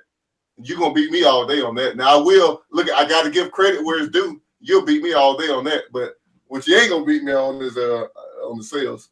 I'm just gonna tell you that. Mark Johnson, I like you so much. Boy, let me tell you something. I gotta give you the credit. Like I said, I'm giving you a free complimentary ride along. So you can come out here and see me struck and drive and make this money. You know what? No. I'm gonna get my $3,000 together because that's the going rate what people charge for ride-alongs now. Ooh. And I'm gonna give you. Hey, look at Roger snatched out the Desert Eagle just then, but you blessed it hard. Look at I'm gonna give you $3,000. I'm gonna pay you for your ride-along, and then we going. I don't charge. Listen, hold on. Before you put out some misinformation, ain't no damn. I don't charge no $3,000. No. I'm laughing. It's funny, but I don't. The people watching this say, "Hold on, oh shit, I was gonna mess with him, but he took my $3,000. I ain't got it." Look, listen. As many of y'all that I talk to, hey, look. Hold on. Before I say it, if your feelings are easily hurt, just go ahead and leave. Before I say this, I'm gonna count down 5, 4, 3, 2, 1. I know half of y'all ain't got $3,000. But that ain't what I charge. But let's keep going. Right. And Mark never. I shouldn't have said that. But anyway, that's. But I'm just saying, man. The point is, Mark, I'm made fun of all over the industry because of my cleaning. What I am not made fun of, and nobody in the industry makes fun of me, is my sales and my marketing. Now, yeah, you might see my technician. I'm gonna put it out there. I wasn't looking down the steps. He didn't have the hose hooked up to the vacuum cleaner, and everybody. But see, the funny thing about it is they act like that was me. They act like that was me. I can't help a guy. This was his second or first day if he didn't realize that the vacuum wasn't connected. But they clown the crap out of me because I guess it was my video. So be it. But hey, you got to charge it to the game. You got to charge it to the game. It is what it is. Hey, well, look, you know what's so funny? I had to watch. That was the number one. I didn't know how old that video was. That was the first time I seen that. And I watched it 3 times to figure out what the hell was going on. I was like, oh, it ain't hooked up. And then I went back and listened to what you were saying. I was like, oh, damn. I was like, this is going to be bad.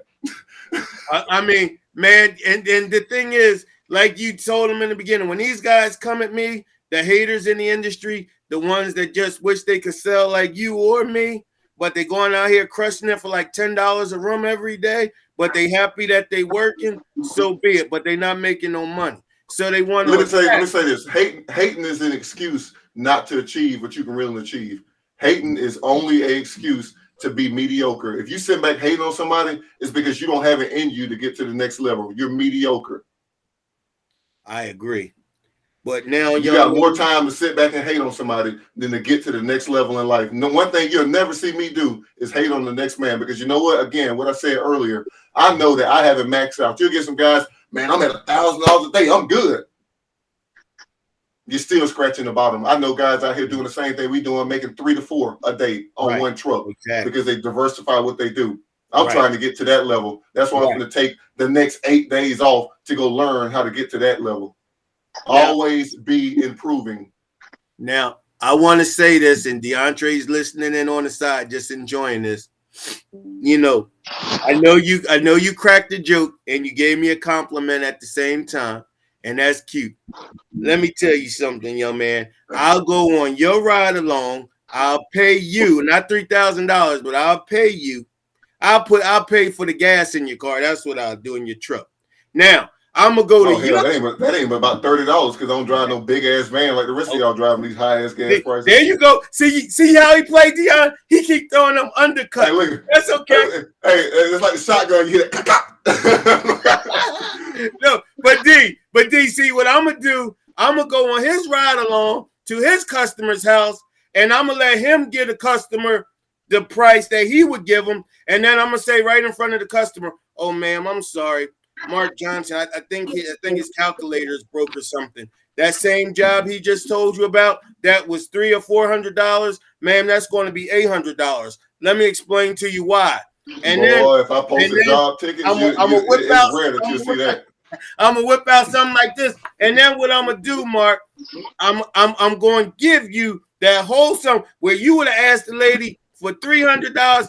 I'm gonna give you the $800 because I'm gonna show you that I'm gonna increase your job ticket. So not only you can be the better salesman in your mind, but as long as we go home counting double or triple the amount of money that you was going to charge the customer. See, that's what I'm going to do to you, because you can be a better salesman, but I'm gonna be the one getting more cash. So look, now watch this. This is what we're gonna do. I like that. So watch this. This is what we're gonna do. I'm gonna let you sell my jobs, and when you try to sell it and they don't buy it, and I come in and sell it, you just owe me the difference. You know what? I'm gonna say, Roger, damn, we missed this much. So I know you told her 500, but I was really gonna go after 700. I promise you I'd have got it. So I'm saying, all right, so let me go ahead and 200 here. All right, so on this next one, I'm just taking note. I'm saying at the end of the damn ride along, hey Roger, shit, look, you owe me about $1,600. And you know what? You and I go right to the bank and split that up and shake hands, and I'll be on my way back to Philly. Let me tell you something, Mark, you my boy. I'm just messing with you. I know, man. Come on, we having this fun. Is good. Yeah. And DeAndre just the ringleader. He ain't shit. Hey, look, he just sit back and laughing. He just sit back and laughing. Y'all said, hey, what you say at the beginning? I ain't a cleaner. Right. He said, I just want to tell you about my Poppy portable sealer. Roger brought it up. Mark uses portables. Look, y'all work it out. Poppy's portable sealer for the portable carpet cleaners. Now, they want to show the big dick swinging contest of who can sell more. Well, you go ahead and they do that. But Poppy's portable sealer, Soap Daddy, you can get it. So Poppy's portable cleaner I don't sell chemicals. I don't sell chemicals. Hey, Hey man, man, this was a good show. This was good, man. But yeah. you know, at the end of the day, you see three guys on the panel right now. At the end of the day, what we're trying to do, you got DeAndre putting out products that's going to help the guys who aren't at that level yet to be able to invest in a truck mount, or even if you are, you're not ready yet. There's products out here for you guys. Okay, I've yet to see anybody else put out a product that's specific, and he came in and actually explained to you that it is formulated specifically for a portable user. And I made a post about this a week ago saying that I'm going to be trying these products because, you know, I'm not, you ain't going to see me just talking about a product and I'm not using it. So you guys are actually, you know, for a fact, I'm using portables, not maybe in the sense of the way people use a portable in the moving portable sense, but the way the machine itself operates, you guys will get to see that product in action because, again, you know, when you're somebody who's working with a portable to make up for, and Roger, you have a point. And I'm gonna say this: I've been sitting back watching you and Johnny buying these damn Steam actions. I done reached out to Sammy already. Y'all ain't finna show me up. Y'all ain't finna show me up. So you know, y'all just stay tuned. I'll say that. Y'all just say that. I'm just gonna say that. Y'all ain't finna sit here and show me up like I'm a damn broke ass carpet cleaner. Because that ain't the case. Guess what though? He know his way to Kansas City. He been here a few times. Hey, look here. Made a whole 32-hour round trip in the box truck. Y'all gonna do that. Y'all gonna listen. He may see DeAndre started this, y'all. So I always let them start it. Now I gotta get on him. Now, he said Mark Kane knows his way to Kansas City. He's been there a couple times. But how long ago is that? I got Soap Daddy in my truck right now. We trying to reel Mark back in. Oh no. I mean, no. He's bought. He came. He's come. Yeah, I won't. Yeah.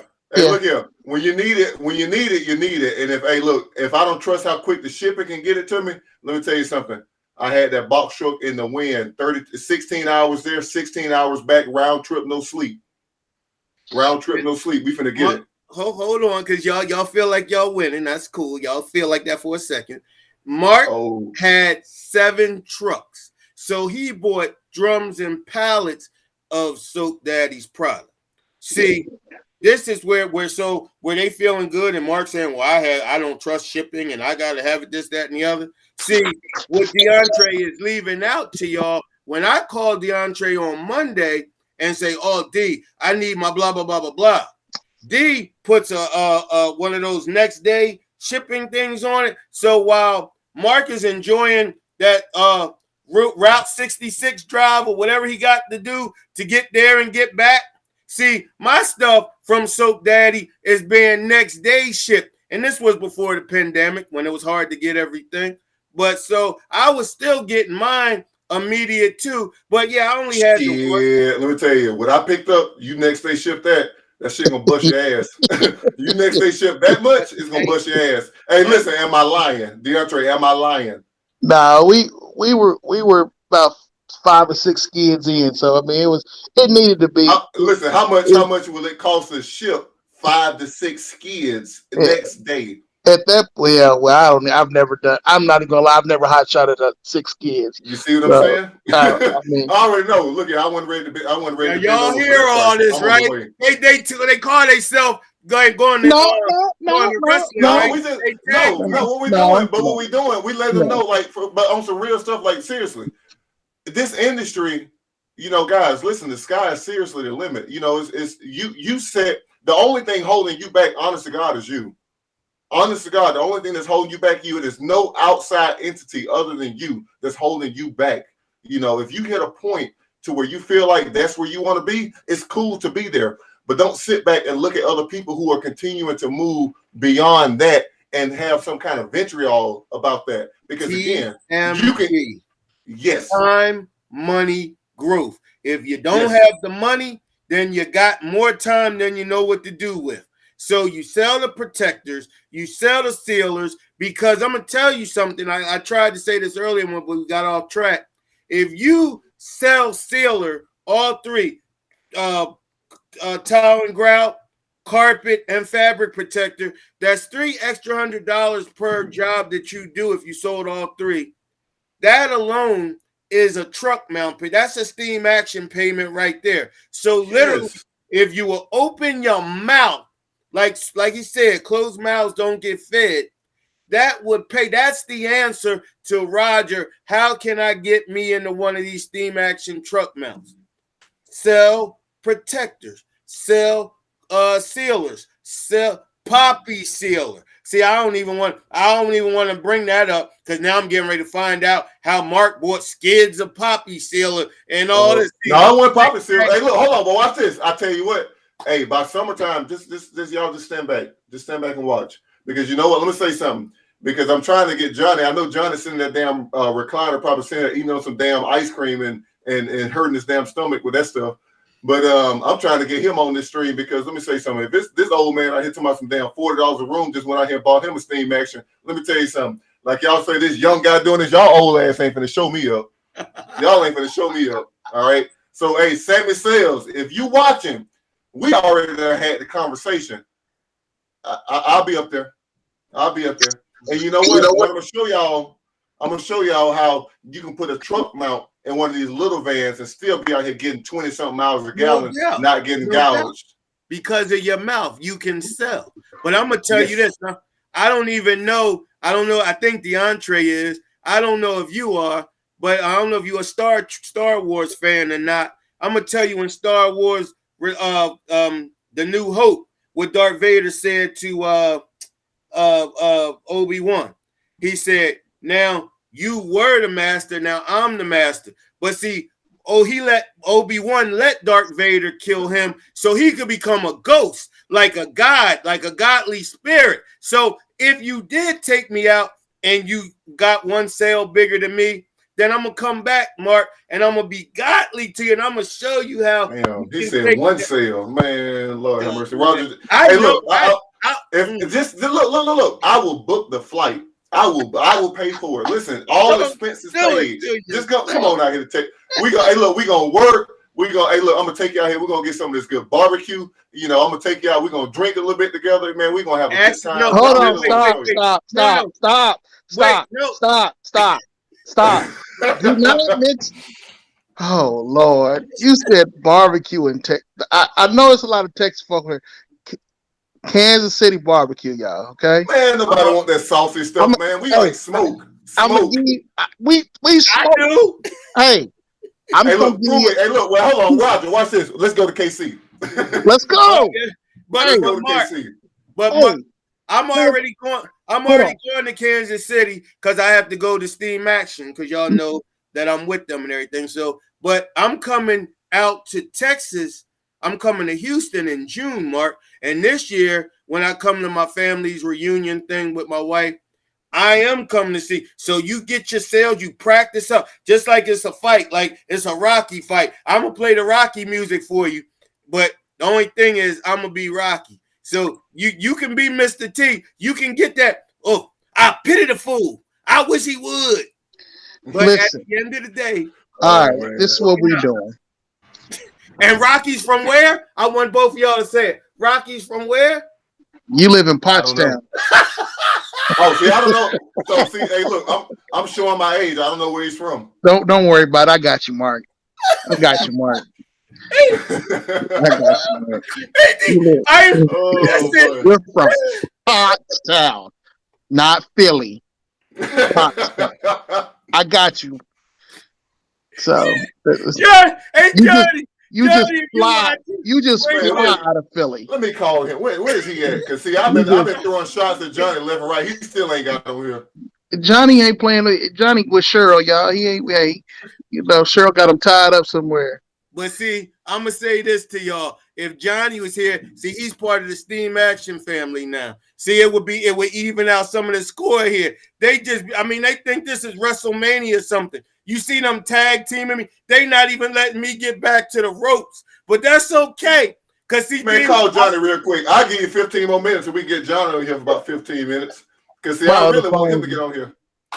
So somebody can call him real quick because I don't know if he's asleep. I know it's about 10:30 and he done took his blood pressure medicine, so he probably passed out. Oh, You know, we gonna do this again. See, y'all clowning, y'all messing with the older men, the steam action men. See, that's all right. When I get my backup and I get my tag team partner, we gonna see. We still gonna use Soap Daddy, and we gonna come. We both gonna come to Texas. Johnny gonna come this way, and I'm gonna come across, so we can both come to Texas. And that way, when you have your steam action, I'm gonna let Johnny have you first, because you ain't ready. You ain't ready when I whip my hood.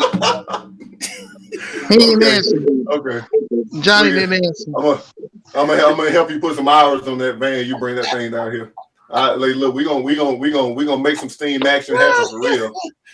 Because I will give it to you, man. You know, one thing I'll give it to the steam action and just truck mounts in general. But even what I've been watching with you with yours and Johnny with his, man, the things make heat. You know, and with tile and grout, you don't need heat, but man, I tell you what, you know, you got it. It only helps. I didn't want to have to do this to you, Mark. But see, I love you, so I'm gonna go ahead and hurt your feelings in public out loud real quick. I'm gonna hurt you. Hold on, Johnny just responded to me. Hold on, I sent him a message. I said, "Join us live." He say, "When?" Hold on. I just called him. He didn't answer the dang phone. Hey, look here. He know what it is.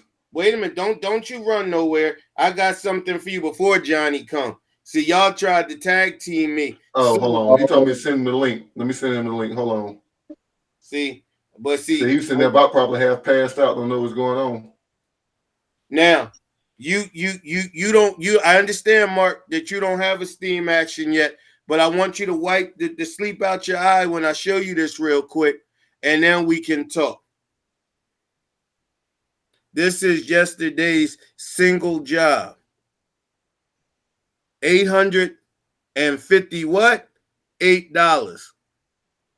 One steam action job, 2.5 hours. 2.5 hours, one steam action job. Oh, shoot.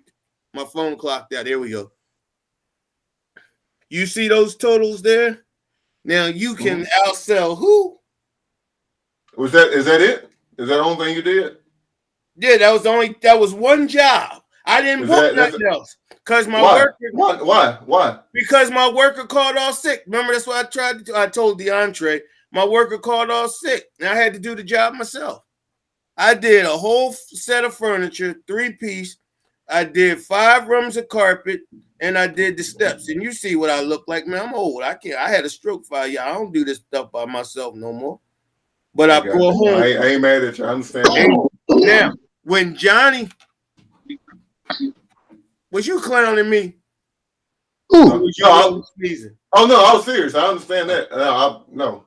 Now I'm not even going. I'm gonna wait till I hope Johnny joins, because I'm gonna let him. He said he's coming. No, he said he's coming. Just send him a link.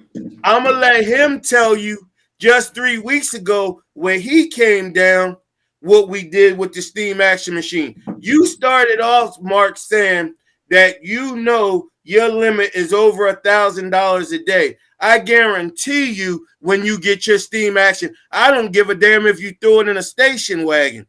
Whatever you can get it in, you gonna really make over that $1,000 a day in one truck easily. You'll make $2,000 a day with that little machine. Because the machine. Yes, because I'm buying it. But what I'm saying, you can do so much more faster. Well, I think hasn't Sammy put one in a small, one of them small PT No, that's the one. A PT. No, not the PT Cruiser. No. It's the MV200. Yeah, and that's the one I'm gonna get. The 3030. Right. So I got this. So here's my plan. So I plan on actually adding one more ProMaster to my fleet by the end of March, because I got 2 guys that's gonna be starting this month. And I'm really trying to rotate out these big vans, man. Because to be honest, it don't look like gas prices are going down. And I'm just weighing it out, because here's the thing, and I'm just gonna be real with this. My setup in that Ram ProMaster City, honestly, between my generator and the van, $40. That's it. When that one day I went out before the gas really started going up, when I was going out in my my E350, my big van, man, please, $75 before the gas went up. Now that's every bit of $100. I can't do that. I'm not going to be paying, because here's the thing. Now, this is just my market. Now I know your market is different. But I'm saying the market with the DFW, and DeAndre can tell you this, it's spread out. You're gonna drive out here. You're gonna drive Texas. Texas is big, but now hold on. Just follow me. You will easily. I know you're not doing this in Pennsylvania, but if you're targeting the no. But Pennsylvania ain't nowhere near the size of Texas. Is what I'm getting at. You're not putting upwards of 200 miles a day on your van. I am, because Texas is big. The DFW, you're talking about a 70-mile. You're talking about a 70-mile service radius versus maybe you talking about 25, 35. So the way I have to operate, I need something that's more fuel efficient, because spending $40 that'll take me upwards of 2 days versus spending every bit of 60 to 80 every day. Look at the numbers, run those numbers. With my small van right now, I don't spend no more than $125 a week in gas. In my big van, I was spending upwards of $300 a week in gas. It don't make sense. If I can slap a truck mount that 30-30, and that's why I've been looking at that 30-30. When I saw, and Sammy sent me videos of that machine in a NV200, and when I saw that, I'm sold. And then when Johnny asked and went out here and bought one, he got all these damn truck mounts, and it seemed like his ass the only one that's working. I'm like, why the hell he keep buying these truck mounts? But that's neither here or there. I'm just saying, the fact that I saw him buy that, I'm like, okay. So y'all, I see what's going on. One thing I want to say. I hear what you're saying about how you have your generator and all set up, but that's still, and the gas prices are going up, and I'm giving you everything you just said right back to you. And Texas is much bigger. It's the Lone Star State, y'all alone. But anyway, I threw that in there to hurt your feelings a little bit. But the thing is this. Texas is the only state that used to be its own country. But go ahead. That's right. I know, and y'all special out there. Listen, I was just in Houston last June. That's Father's Day. We always have our Father's Day. Janae's family, we come. So I'm coming to see you. But I saw how like the not cul-de-sacs, but how the little development areas, because where her cousin who lives out there that we go, they have a nice house, big pool, the whole nine. And so I saw her whole like development is what it's called. See, this is what I'm trying to tell you. Where you saying you spending all that gas driving from one town to the next town on them dirt roads in Texas, and you go, what's it called? Dirt roads, Lord have mercy. The wards, what's it called? The wards. You going to the ward? Hold on, what dirt road? That's in Houston. That's in. I'm not in Houston. Yeah, that's in Houston. You need to come to the DFW. Let me tell you something. See, one thing that I did learn about Houston, because I've been to Houston a couple times, they do not have the road system, and the roads that we have here in Dallas. Okay. Dallas is set up. The whole I've never been to Dallas. So when you come here, not only are you going to see the road system, I'm going to show you how to make that money. You might retire that flyer. I'm gonna put you on the word game. But see that flyer. I'm gonna get it off the lip. That flyer right there. See, it goes to every house in the development. So where hold on, real quick, can you send Johnny the link? He said it won't open. I'm gonna tell him you're gonna send it to you. He said the link won't open though. It's right there in the group. All right. Yeah, send it to him on Messenger. He said it won't open. I tell you, boy, yeah, I need him because see, we're gonna put y'all to sleep. We two steam act. Don't let Sammy wake up. See, Sammy got them young babies, so I ain't gonna bother him and see, Sammy, he got a little carpet cleaning thing going on too. See, I didn't know that. Yeah, see, like I said, y'all don't want the Steam Action brothers to unite on y'all, but hold on, let me. Roger said, "Oh man, I gotta go. You know, I know that Sandman was calling you, but look here, I done riled you up. You over there? what? Hey, look here, hold on, man. You ain't. Never mind. I ain't gonna say that. Go ahead. Oh, I'm coming right back. Oh shoot, I'm just trying to get this to Sammy. I mean, Johnny. Yeah, hold on. Cause see, it's about to be on and pop, man. Man, y'all gonna make me go smoke a cigar, man. Yo, shoot. Roger gonna show me one damn job. Man, I did this on one. No, that's what I'm. No. And see some shit. No, that's the typical job average per job is what I was. But look what you had to do. Look, all that shit you had to do. Let me tell you something. In 2.5 hours. But no, look what all you had to do. I'm talking not the time. I'm saying look what all you had to do. Imagine making that on just man. John. We're Johnny. I made almost that just on that one I did today for that Dallas Cowboy cheerleader. But that's what I'm saying. So you definitely can make what am I saying? That's what I'm trying to say. You can definitely make a couple $1,000s per truck a day and all that. Like, you're right. And you know what? And for the people that, because you've made posts about, saying how to get to $1,000 a day, and it's not a lot, because here's the thing, when you're coming to the door and you're with the way you do it is with packages, but the fact is, educate the client on what they need. You listen to them, you let them speak, and you show them, okay, based off what you just told me you need, here's a package. So if you're not a strong salesperson, I'm not saying you're not a strong salesperson, Roger. I'm just saying to the people who are listening to this, if you're not a strong salesperson, that package will do the selling for you based off what they just told you. You see what I'm saying? Right. Because you got package A, B, C. Me personally, C should be eliminated. You only really should give people 2 options. Me personally, I only give people 2 options. Mark. I just want you and DeAndre to cover up because Johnny's here now. So the Steam Action Brothers is going. Where you at? I don't see it. That's the first damn thing. DeAndre, I don't like you and Mark especially. Oh, hey, look at him. But, hey, hold on. That's why your ass went answer. You was out there fishing. I see you got your fishing hat on. I was actually sitting in the living room, spending time with my wife. I told you what he was doing. I told him Cheryl got his ass tied up somewhere. He in there with Cheryl. I told him what you was doing. Yeah, look, he answered for Mark, but he didn't answer for me. I see how it go. That's cool.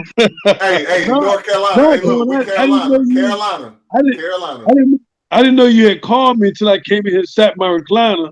I said, okay. Damn, we've been on since 8:30. Damn.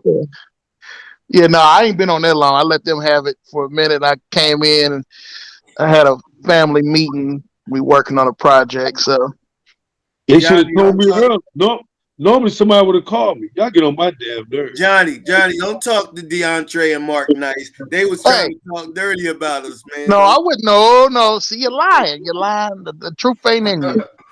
Hey, look, tell the truth. Hey, Mark, hey, tell the truth. I'm gonna give you some spaghetti. Hey, you stupid. I hope you threw that shit away. I don't know who that was. That wasn't me. Hey, hey, look, I'm gonna tell you something. Hey, between the panel, I know who that wasn't. None of us. Go ahead. Hey, Johnny, real quick. When you came down here, how long did it take us to do that job, Johnny? 2 hours, 15 minutes. 2 hours and 15 minutes. And Johnny, what kind of money did we walk away with 2 hours and 15 minutes? 900 plus. 900 plus. Now, Mark Johnson said 900 plus. He said, Johnny, that he's going to pay for me to come out to Texas and he's going to teach me how to sell. And then you got my so-called best friend here co-signing his young whippersnapper behind. I didn't. I want you to play this back. When I get that. I did not co-sign anything. He did. What we were talking about when I said something was we were talking. And matter of fact, see, watch this, Roger. You just put your foot in your mouth. Hey, Johnny. You remember when Mark drove down to Kansas City? I remember. You remember what he was coming? How much money he was coming, or not how much money, but how much stuff he was coming to get? He was getting truckloads. Now you brought him in here, Roger. You brought him in here, Roger. See, I just Hey, let me tell you something. Hey, real talk. Real talk. If we gonna be real, hey, look, how close, because let me say something real quick for the people who are listening to this. When I was making these runs, did I get close to spending upwards of 100 G's with you during that time period? Upwards. I was getting close. I say we probably did at least 50 to 60, maybe 70. The whole span. The whole span. Go gas buying drums of go gas. You was the lima leaning. Let me tell you something. The hell out of every gas. Hey, for that short amount of time, go gas was the go gas. We gonna call it go gas because it is what it is. This is what I'm about to throw some real shade out here. They didn't last long though, Jay. It's some. Should I go there? Yeah, I'm gonna go there. If I could have really did what I wanted to do, we could have really made some heavier moves. My box truck was small. It only take 2 pallets. I'm like, bro, if I had a dual rear wheel, we'd have been really cooking. Nah, you took more than 2. That but that's cool. We ain't gonna worry about that. But I did tell you that shit was scary going back home because we was swinging. I told tag teaming the shit out of it. You see this? Hold on. What you eat? What you eat? Ice cream. What you eat? You already know what he eat. Ice cream. He eat ice cream. You already know what he eat. He in the recliner, man. Eat ice cream. Poor Cheryl. God, hey, the diet lasted about 8 days. I couldn't help it, man. Yeah, poor Cheryl, man. God, I know she probably got a clip for her nose at night, boy. She married into it. Look, she signed up for this. Yeah. See, Johnny. Now that you here, Johnny, now I can hurt young Mark's feelings. See, while he's going to Kansas City buying all this go gas, see, he need that go gas for them portables he's using. See, if he got a steam action machine, he wouldn't need all that go gas. Hey, Mark. Hey, look. Hold on. Real quick. I'm gonna just say this. For what I was picking up shit, I ain't need a machine, period. But go ahead. I had a dream. This real talk. Hello? I had a dream, Mark. I don't know why the hell you came across my damn dream, but I had a dream that you bought a damn steam action truck mount. Hey, look here. Hey, the Lord work in mysterious ways, don't he? And that's crazy because I really had a dream. I said, damn, what the hell Mark doing with a damn steam action? I had a dream you went and got you one. Well, listen, it's on the way. It's on the way. Hold up, bro. Don't be playing with me. Hey, look, we've been up for almost 2 hours, hour and a half now. You just not joining in, so you late. See what you didn't hear is I'm sitting back watching you and Roger. Y'all always talking about me, his young ass. Y'all trying to show me up. You buying all this new shit. I said, okay, I got my little portables, but y'all out here buying new stuff, so y'all ain't gonna show me up. I'm gonna put a truck mount on this little van and really show you how to get to it. Oh shit! Look, Mark, don't play with me, bro. You serious? Hey, look, me and Sammy already had a conversation. I'm gonna leave it right there. If you gonna get that little, it must be that 30-30. That's what I'm gonna get. I ain't gonna sit here flexing a lot like I ain't gonna get that's all you need. Hey, MJ, technically, that's all you need. It got some great suction on that 30-30. Let me tell you something. You preaching to the choir, bro. I work with a portable. What we talking about? I know you know. I'm just agreeing with you. I actually agreed that you went and bought a damn steam action, and you telling me you already said you was gonna get one? Yeah. So I'm looking at the 30-30. What I plan on doing is I'm gonna pick up another one of the small vans that I have right now. And, that's what I plan on putting in there. And what I'm gonna end up doing is the setup that I have in my my E350, not the one with the direct drive, but my other one. I'm gonna pull that out, probably sell that unit, and move an electric setup over into that, and just kind of open up some space in one of my actually in the one that I'm in right now. I'm gonna pull that machine out, put it over there, put a steam action in my ProMaster City, and then go ahead and pick up another ProMaster City. Mark, if you go with that damn steam action, you're gonna lose that damn portable. What? But you have to keep in mind, I don't need heat. I don't need heat. But the thing is, But no, I don't. I'm not a carpet cleaner. Come on, man. Oh, I don't get a sound. Listen. wait a I'm minute. not a carpet cleaner though. But How you I do feel. clean carpet though. How often do you see me do carpet? It don't matter. You clean carpet. You do upholstery. How often? How often? It don't matter how often you do it. I have to buy a machine that's suitable for what I do primarily. I Every got now and then, I will say this. This week, what we talking about? What is it? Wednesday? Today was the first day I did a carpet. So are you trying to say that a truck mount isn't suitable to do tile and grout? Boy, come on up here and let me teach you a whole lot. No.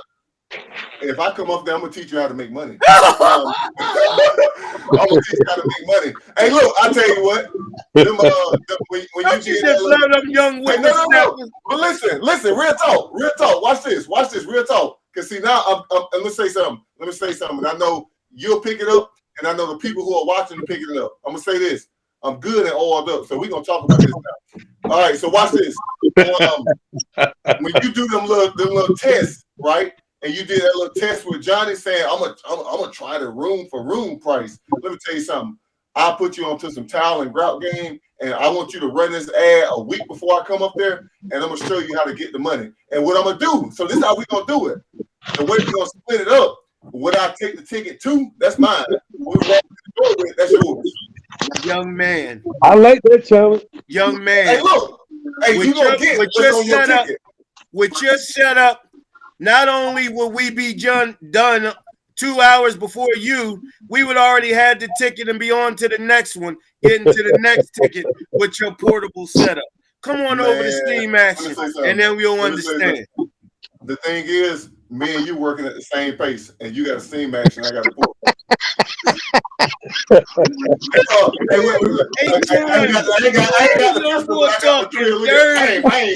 Young boy talking dirty. I'm just saying. Listen, hey, I'm gonna do you a solid. I'm gonna drive. I ain't even gonna fly. When I come to Pennsylvania, I'm gonna put that ProMaster City in the wind. You know what? He like using that Cobb's chemical to clean that tile and grout, right? Because it's down the street from him. I think he done slipped and bust his noggin on that tile and grout cleaner that he used from. Because you need some grout, daddy. Maybe you stop falling and losing your mind. Well, no. I'm gonna say this. Real talk. I use grout daddy when I got it in a sample. I don't like powder. You can't afford it no more.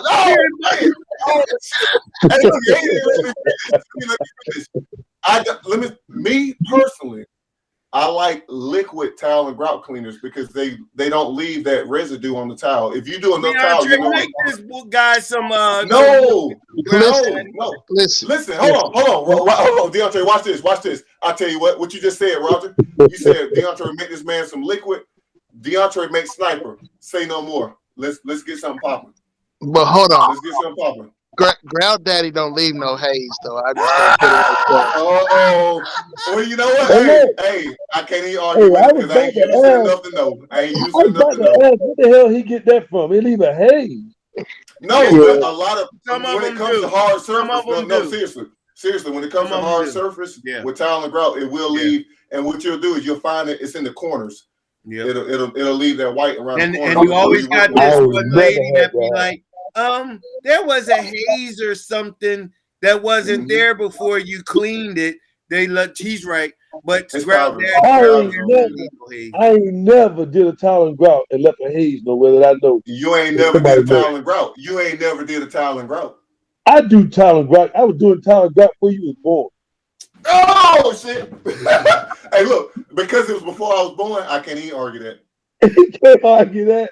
That joke as smart as you are at your age. You got more time in your little short damn years. I just had to go for the short amount of time we got you because I know you about to go ahead and put it in when that milk really kick in. I just want to mess with you. Because I'm gonna say this. We was talking about haters earlier. I'm gonna say I'm low key hating because I can't eat that stuff. I can't mess with it, boy. I ain't gonna lie to you. I'll be up all night, man. I'll be crying. I'm addicted. I'll be up crying. My wife be like, "Well, I told you about drinking that and eating that ice cream and milk." Nah, man, make it but MJ, once you cross over to that steam action, all them portable guys gonna talk shit about you, bro. You think I got haters? You think I got haters? They They gonna gonna hate be you, putting your videos up, making fun of you, dragging boosters and stuff and in people's house. Ooh. So, like, don't. They gonna hate your ass. Hey, look here. Hey, look here. What you say, Johnny? You get on my damn nerves. Man, listen. So, okay. So, so watch this. So, since we on the subject of steam actions, Johnny, you just got yours installed. Roger, you've been using yours. Yes, sir. Let's talk to the people right now about these steam actions. Then, since I guess I'm next in line to get a steam action, since y'all just done damn told me to buy one. Look here. Little did you know I was already in conversation with Sammy. Voluntold, man. Hey, if I can voluntold somebody, look, I'm about to do that. Let me voluntold somebody to spend 20 grand with me. Come on. So who's up next? We're shouting out done it all. Go ahead. Voluntold. Hey, listen, everybody watching. DeAndre just voluntold your ass. Hey, look, get them pallets, drop that 20 G's, and make your life. Hey, look, 20 G's. Hey, hold on. Hey, DeAndre, you better tell them when you buy the skid, you don't need to make a phone call for at least 9 to 12 months. Hey, Johnny. See Johnny here now. We just gonna say it like this. What Johnny? What's Mark using right now? Hey, all that stuff he talking. Hey, Mark, go buy some Poppy's portable. Oh, hey, man, when you put that we already. Hey, look. Hey, okay. On that shit. You said what? Why am I wrong? Hey, we've been working on that for over a year, and it just happened to. I went back to him. I said, "Listen, I know it's done. We've tweaked it enough, and they talking about a lot of portables right now. Let's just go ahead and put it out. It's time to go ahead and put it out. Because Mark needs it. Portable Poppy needing son of a. You know what? I'm gonna use it because it ain't nobody else. I know. Ain't nobody else got a product that's really specific for portables. So the fact that somebody that came out for something that's specific to the guys who choose to use these type of units. Listen, if you're watching this right now, you might want to try it because ain't nobody else there telling you that they got a chemical that's specifically formulated for your unit. For that type of machine, understanding that, okay, you are working at a lower temperature. So the chemistry has to be specific for that situation. There's no one trick pony. If you're working with something that you have to use cooler water or, up to 165, because let's be real, when it comes to, household temperatures, when I say that I'm using hot water from the laundry room, see, Roger, Johnny, you missed that. You missed that. You'd have been up here laughing. You'd have probably been up here flipping out that he's using his customers' water, Johnny, but he's still charging them top price, but he's using their water. So not just the water, not just the water from the laundry room, the hot water. Right. Well, see, he don't understand with a steam action machine, it makes the hot water in its own tank. While he connecting the people's hot water sources, we already got 2 or 3 rooms done. But absolutely. Whatever floats your boat. I mean, by the time he pull that booster out and hook all that up, we already asked him for our check. Man, let me tell you something. You never seen me pull no booster out. Let me tell you this. I'll say this for all the people who watch me champion for portables. Let me tell y'all this. Real talk. Like Johnny said, this is real talk. This is the Mark way. This is the Mark way. Like Johnny said, this is the J way. This is the Mark way. If I had to pull out a portable, bro, I'm not doing it. For a fact, my machine stay in the truck. I'm not doing it. I'm not doing it. I've been telling these portable guys that for the last 3 weeks. Mark Johnson pulling no damn portable out. Why is he making his portable a truck, man? All he's telling you with his generator, with his portable. I'm just showing him a different way because a lot of people aren't ready the hard way. My portable guys, leave them alone. We got what they need now, okay? We got portable cleaner. We're going to change the name to the cold water cleaner. Hey, you got to go in line with the Soap Daddy line. That's what they said. I'll be portable cleaner. Ain't no damn. Let me say this. Machine. Ain't no portable machine got no need. Let me go on record. Let me go on record and say this for all you portable carpet cleaners out there. Steam Action has a 30-30 machine that you can get for a low price, and Mark Johnson has the perfect small Ford Transit van for it to go in, and it's an all-in-one setup for all you portable guys that want to take the next step, and you don't want the big van with the big ass machine. Follow Mark Johnson on that Steam Action 30-30 machine. You cannot lose. You hear what Johnny's saying? Don't follow Mark Johnson now on that homemade truck mount. Oh shit. Oh shit. Let me say this. We ain't trying to make homemade.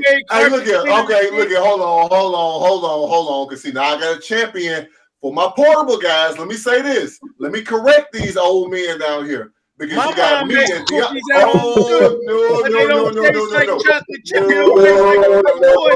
My mom made chocolate chip cookies at home too, but they ain't Savoy. Nope. Johnny, look, hey, Roger, Johnny, I ain't gonna let y'all do it. Cause see, look here, Sammy. I'm gonna tell you what's gonna happen. If I listen to what y'all talking about and y'all making my portable guys think that they don't need a portable or they can't do this with a portable, I didn't say they can't do it. I didn't say. Let me tell y'all this. Listen. No. Listen.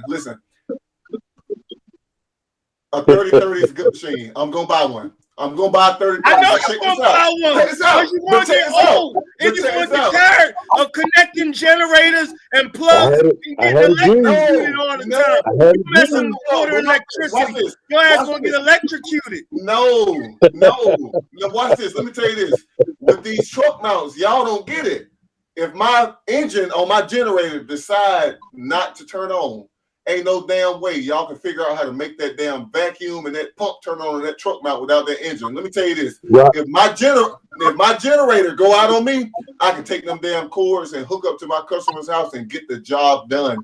So Mark, you can miss me with that. Like you would say, Johnny, you can miss me with that. Mark, hey, look, hey, Johnny, hold on. See, y'all, hold on. See what y'all ain't even noticing. Both these old men about to break me, Johnny.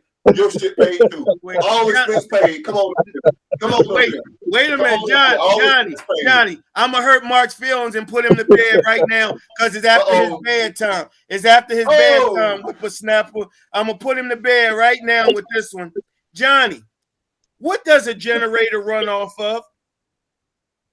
Gasoline, don't it? So what does a truck mount run off of? Gasoline. But y'all don't get it. No, that's not it though. Sleep tight. You don't get it. Like, that's the thing. Y'all don't get it. If my engine goes out on my generator, I can still do the job because the equipment itself, the way the equipment works is separate from no. Each ice cream. No. I ain't hearing it. No. Starting out, if you're not ready to buy a truck mount, because I'm going to champion for my portable guys. I don't care what y'all say. I'm going to champion for my portable guys. Starting out, if you are not in position to buy a truck mount, no.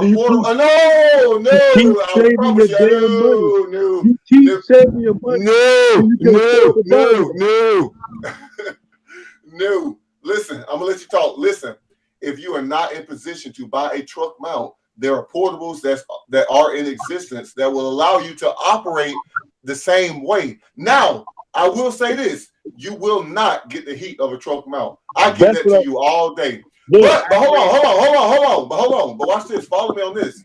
Especially for somebody who's primarily a carpet cleaner, you need that heat. No, for real. I'm speaking facts. A carpet cleaner, not just saying carpet cleaner in the sense that they do it all. Someone who only does carpet, you do need that heat. You need it. Or now check this. If you ain't got that heat, there's products, i.e. the portable Poppy's portable cleaner. Yes. Wait. Mark, stop. Mark Johnson, stop. Everybody, I am 100% in agreement with Mark. I'm in 100% agreement with Mark. You definitely need a portable. I have a portable. You know why I have a portable? Because I want to take that in my customer's house and show them what not to have hire. So when I bring my truck mount in, they'll know what to hire. Hey, look. So hold on. Watch this. Hey, watch this. But when you know how to get it out the lip, you ain't got to talk about the machine in the truck. When you're not a what? When you know how to get it out the lip, i.e. the sale, I don't need to talk about what's outside. What's outside don't matter. No. I will, man. Listen, I will sell circles around what's y'all. What's outside don't matter. What's outside don't matter. I will. Let me tell you this. Whenever y'all come out here, because Johnny, I already told you all expense paid. Roger, I already told you all expense paid. Listen, come on. All expense paid. Come on. But I ain't coming. I'm not coming till you get that 30-30. Oh shit. No, I ain't gonna show you nothing that you used to. I'm gonna show you something. We're not used to no 30-30. You gonna have to get it. We ain't used to no 30. Oh, 30. Hey, look, I ain't gonna lie, you got me on that one. I couldn't even come back on that one. You got me. Hey, look, hold on. The big dog say, hey, we ain't entry level around here. Well, you know what? No. The y'all get on my damn nerves. In Mark's defense, you got to start somewhere. So a 30-30 it is, but we use that to like just get people excited, like you said. Them little PT Cruisers, them little MPVs. That's we get. But see, that's when we know that you're on your way. Well, when you come up to a 747, when you come up to a stealth fighter. What? I ain't seen the MPV 696. I ain't heard that name in a while. Yes. That little monster van. That man said the MPV. That's 96. That's 96. That was about when you was born, wasn't it? Transit. Hey, close to it. Hey, 3 years after. Yeah, but that transit that Mark got is all he need really. Right. Yeah. But see, I mean, but the thing is, to kind of make this a little more serious. Again, every machine has its place, and if you are a carpet cleaner, you do need a truck mount. But if you're not there yet, right. I want these guys to understand that not only is there equipment out here who can do the job, there's chemicals out here that help you get the job done as well. And I'm agree with Mark Johnson. But I gotta agree. I agree with these guys. I really do. No, I agree with you, Mark. Because Mark, in Pennsylvania, it gets real cold here. Sometimes we can't start up our truck mount, no matter if we got a steam action or not. But we still gotta work and make money. So we gotta throw one of them portables in the back of his truck and still be able to go make some money. See, I'm trying to help him, John. Who the hell? You trying to help me? Portable. Who gonna pull a damn portable off in the 19-degree weather trying to clean some damn carpet? Well, I mean, first of all, who the hell gonna clean carpet? I take that back because these guys do clean in that weather. I'm not doing it. I'm not built. I ain't either, boy. I ain't either doing it. Portable truck mount. I don't care how good it can run in the cold. Listen, when I had my 7 truck operation, I had direct drives. And those are literally built for the cold weather. I'm not doing it. I don't do cold, period. I will stay home. Y'all can laugh at me, but when 32 below come, I'm staying home. Anything below 20-25, I ain't coming out. 32 is my number. I'm not coming out. I'm not playing with cold weather. Man, that's when it starts. Exactly. And that's when it starts, and that's when I stop. You know what, Johnny? I do go down to 20. I go out in 20-degree weather. Roger, let me ask you a question real quick. What was the temperature today in Pennsylvania? Today was 79. Oh shit, y'all was hot too. It was hot across the we got a heat wave on the east. Right. It was like 80. But Johnny, it was 82 here today. Johnny, this is it. This is going to shut Mark up altogether. When Mark comes out to the class in May, I'm gonna let him do the same test that you did with the wand on the carpet. When he see how that suction pulls that carpet up off the floor, opposed to his little toy carpet cleaning machine, this little rug doctor he using now with the 2 back motors on it, back of his truck that's running off a generator and an electric mighty heater. Like the whole thing just sounds like I want to come to your house, but I want some homemade cookies. When I don't want no Chips Ahoy, brand name, good chip, bite a chip every time you bite. When I want to come to your house and get a homemade cookie where your mama got to roll the dough up, put the chocolate, the chips and put it in the oven, and we gotta wait a whole 2 hours for them. But at the end of the day, what cookie is better, that store-bought shit or the one that came out the oven? So you're proving my point. But go ahead. I just want to point that out. Electric system. Yes, the homemade cookie will beat a Chips Ahoy all day. You tell me I'm lying. Tell me I'm lying. So what you're especially when you sprinkle that portable cleaner on top of it. Bam. Bam. Yeah, you had to stop me there because I was going to say something. So I'm still gonna go ahead and say it. So what you're saying, Mark, is your homemade unit that you're making is going to be better than the store-bought portable unit. I don't, but you know what? Roger exaggerated a little bit because I don't have a homemade unit. I have no, but it's the thing. No, for real. There's no modification made to. No. Watch this. My Rotovac Monsoon, that's straight factory. I haven't done nothing to that. Okay. Now my booster, that has the vacuum motors that's in the Monsoon. So now that particular unit is one that's been modified, but that modification. But no. What am I working? But what am I showing right now? That Monsoon that's not modified. That's straight out the factory with auto dump, auto fill, dual ZX motors. And it has a 200. It has a 200 psi pump. Damn, you got me. Hey, look, I ain't even gonna argue with you because you got me on that one. Because I do. Hold on, what the hell? Hold on. Pause. What the hell is up? I'm just using a standalone pump. The machine does what the machine. Wait a minute. Wait. Stop. I can't hear no more. So you got the Monsoon that's just a box that holds 2 link vacuum motors in it. It don't have no goddamn pressure. You got a booster, you got a heater, and then you got a generator that you still got to put gas in to make all that shit work. That's crazy. Brother, come on and get a 30-30. Hell, I'll put my name on the dotted line. I feel bad. Hey, Mark, man, let me say this. The fact that I can go out here, in my little van, let me say this. You know the sad thing about it? Mark, there were no electric carpet cleaners posting a mess until you started that damn wave. You know why? Because because they were scared to say something because they knew y'all asses was clowning. But you know what? I'm built for the smoke, so I'll take it. Because at the end of the day, At the end of the day, you put together. I want to play Matchbox cars with your stuff. At the end of the day, I will say this. The same kind of money. This, you know what? Let me preface this real quick. Be careful. I know I gotta preface it because I know because like you said on one of your videos, you said it. I know y'all watch Mark, but that's him. He can do it. Some of y'all just can't do it. I will say this. Y'all can pull up and get money with that machine, and I can pull up and get the same amount of money with my machine. And I do understand that a lot of these guys can't do that. I get that. Well, no. Them guys ain't doing what you're doing. Ain't nobody showing what they doing but you. Out of all them portable guys, you the only one showing what they doing. Johnny, everybody else, no more. They just talking.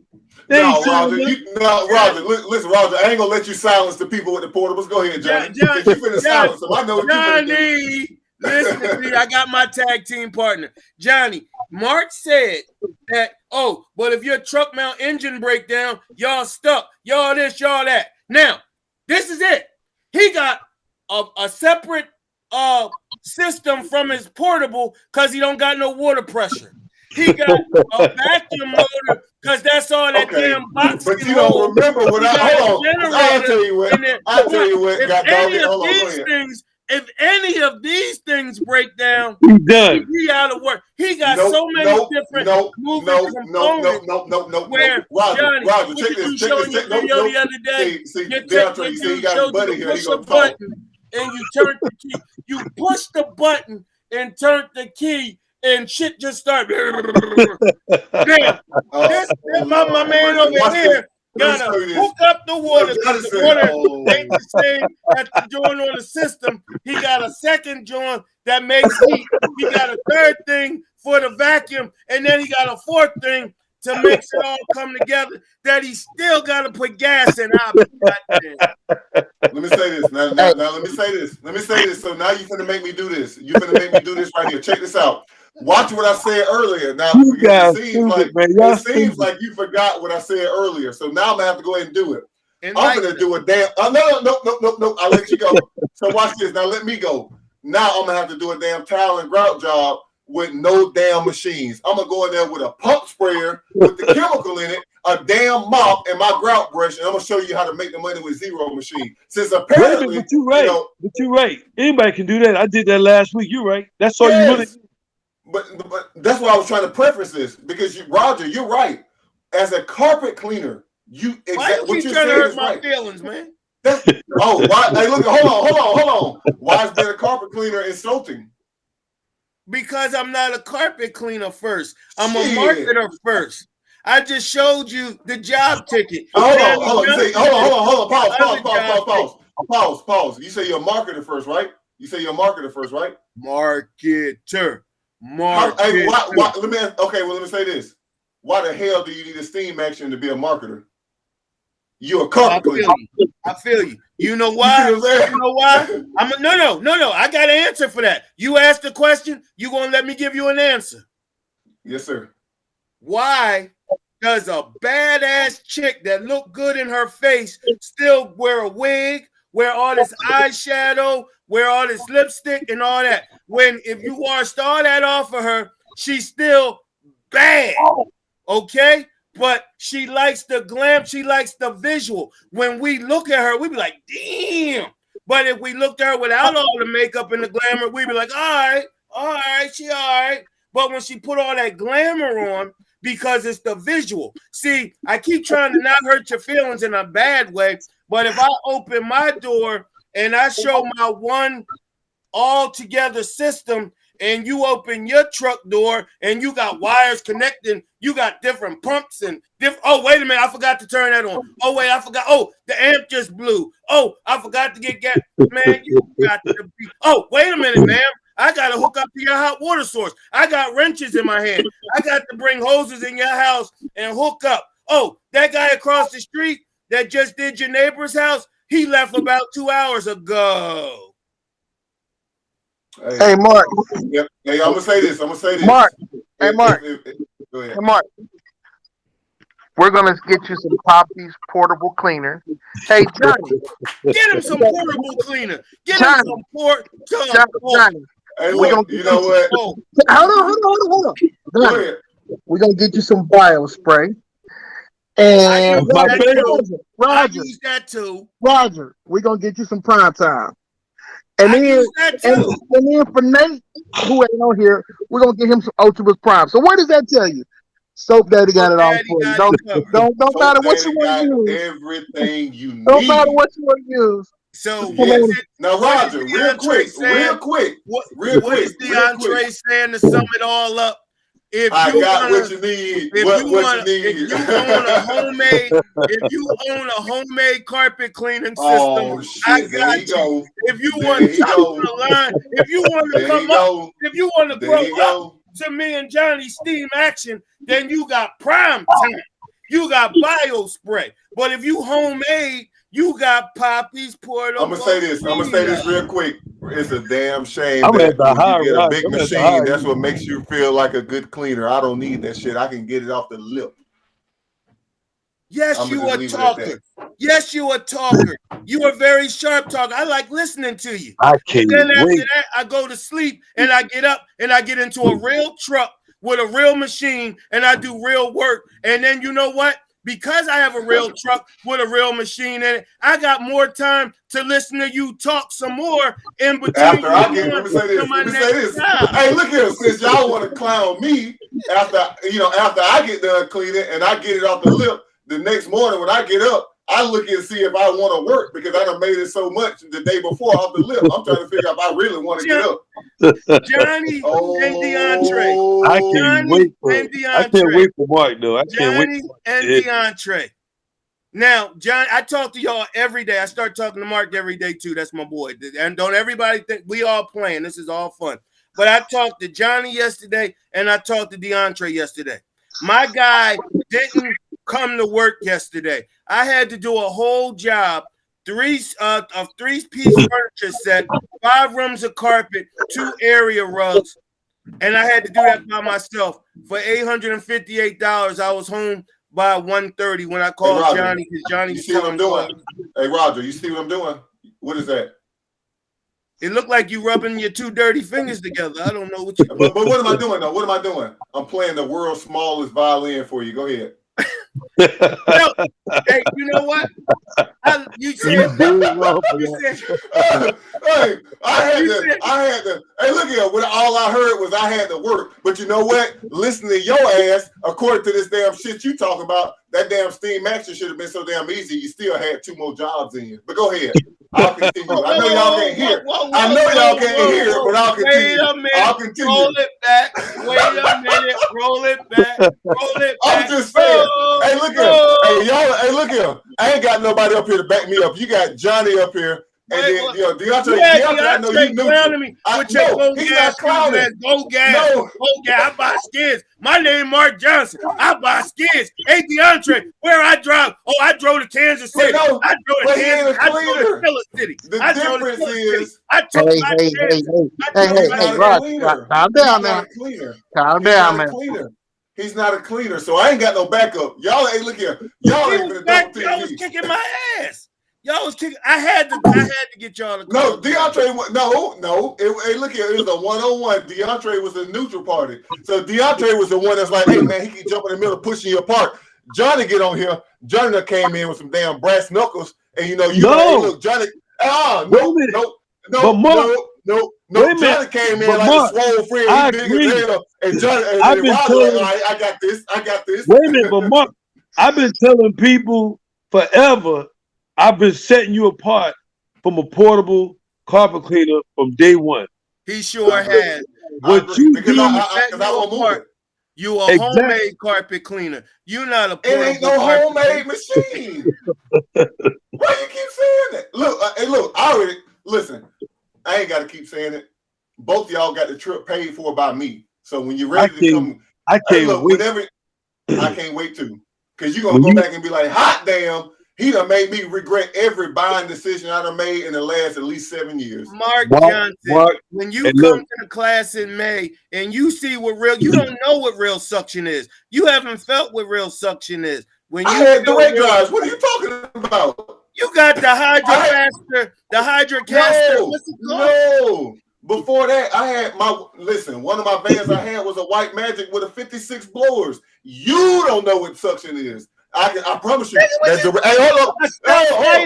stealth fighter. Try 63. A stealth fighter. Man, you. Oh shit! I didn't know that. Hey, look, I didn't know that was in your van. Damn, my bad. No. Hey, listen. No, I've been misinformed. Tell me more. You know what?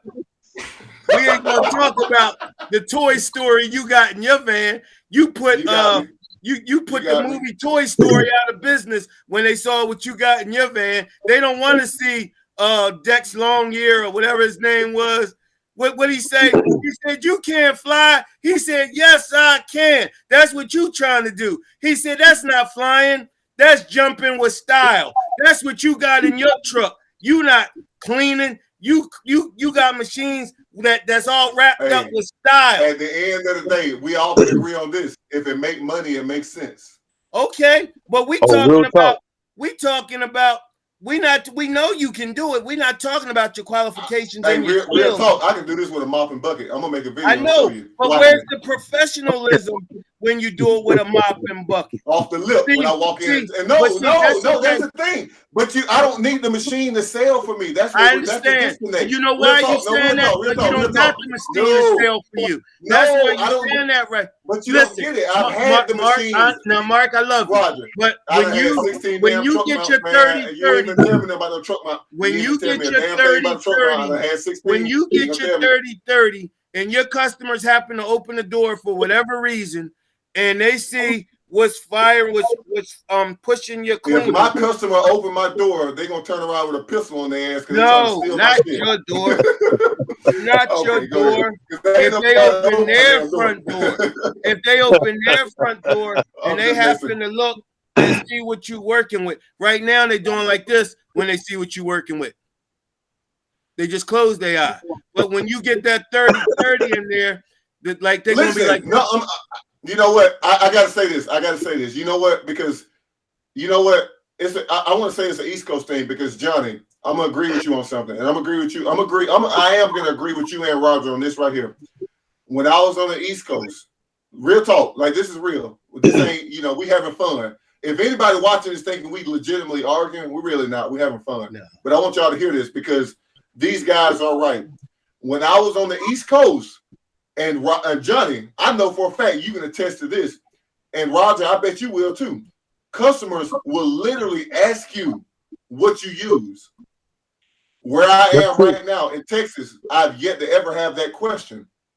So if you are in a market where, unfortunately, and Johnny and Roger, you guys are exactly right about this, but it's market specific. And that's why I really want you guys to come out here so you'll see what I'm talking about. Because we having fun, but I actually agree with you guys. On the East Coast, especially in North Carolina, people will ask you what kind of machine you use. And if you say portable, they will. It don't matter how the hell it's set up. If you tell them portable, the conversation's over. I agree. So y'all are right. That's why I say, as a carpet cleaner, you need a truck mount. Okay, real talk. Start out with a portable if you need to. Watch this, Johnny. Roger, I see you twisting your face up. You done damn put a jar head in your mouth, so I know the shit's sour. But I want you to hear what I'm about to say. I want you to hear this. If you are not in position to make that financial commitment, you're testing the waters, you're using your personal credit, I will make a $5,000 jump way faster than I would a $20,000 jump, especially if I'm not 100% sure if this is something I'm going to do long term. But understand this. This goes back to something that you say a lot, Roger. You have to understand your market. And the East Coast, they love truck mounts. Okay, they do. You need a truck mount. I will say this: you need a truck mount on the East Coast. Eventually, out the gate, if you can get one, and you plan on committing to this, don't come in half stepping. Because understand this: when you buy this truck mount, guys, y'all gonna have to work. It ain't no, I seen a post over in the popular, buy sell group. I seen a post with a guy talking about he had he was selling his truck mount and a van for $19,000, and like the way I wish we was on StreamYard because I swear I bring up the post. He said, the easiest way to make $1,000 a day with this setup. And I'm sitting here looking at this shit like, well, why the hell are you selling this? Take your ass out there, work 19 days and make this $19,000 that you asking for this truck mount. So again, listen, it's not the machine, it's the man, but you also got to understand your market. And on the East Coast, because so many guys have screwed up the image of a portable, to do this long term, you're going to need a truck mount. Especially, it's carpet heavy on the East Coast. Where I am, I can literally run a whole business and not have to do one damn carpet. I go weeks without doing a carpet. That's not the case in every region. With the machine that you're talking about, yes, you making $1,000 a day.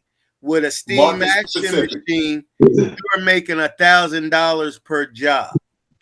No, I'm doing it.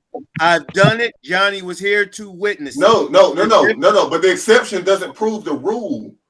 We will have one-off situations like you just showed. But you listen, it's far-fetched to tell these guys that they can do that every day off one job. I will never tell somebody that. Nah, every day. No, Johnny, hold on, pause. I want to hear what you about to say, Johnny. Johnny, we listen. Tell these guys. I was tiptoeing into your market on the East Coast, Johnny. How often can you make $1,000 a day just cleaning carpet off one, not the whole day, one job, just doing carpet? How often can you do that? One carpet job. No, watch this. Residential. You get one every 3 or 4 months. Thank you. So again, because there's always an exception to the rule. You can go out here and make $1,000 a day off of one job, but when we're talking about consistency, that's not realistic in that market. Again, I'm not saying you can't do it, but you have to understand your market. Is what I'm saying. Every job I did in the last 2 weeks have been clearly over $670. I said 1,000. No. We're talking about 1,000, Roger. No. And you know what? Off of carpet cleaning with 600, I agree with you. Ain't no damn. You can go out here and make $600 off one job every single day. You got to be a hell of a every carpet cleaner can do that. Shit, I can do it. But watch this. Using your system, you can do it. You really can. But you got to have that gift of gab. That's the thing. Old man feel good. No, real talk. But you got to have the gift of gab. The majority of carpet cleaners across the country will be lucky if they get one $500 job a month. That's the majority. You get guys that do what Roger does by the square footage. They can make that 500 off a house on a regular basis, no doubt. 1,000, that's rare. You know, I'm gonna jump in real quick. When I first started servicing the carpet cleaning industry, I talked to a lot of the guys, and I was like, "Man, I know every carpet cleaner makes over $100,000 a year. I mean, they got to, you know what I'm saying? Like, I really believe that." But talking to a lot of them, I mean, a whole lot of them, you know, they were like, "Oh no, you know, we do probably, you know, $50,000-$60,000 a year."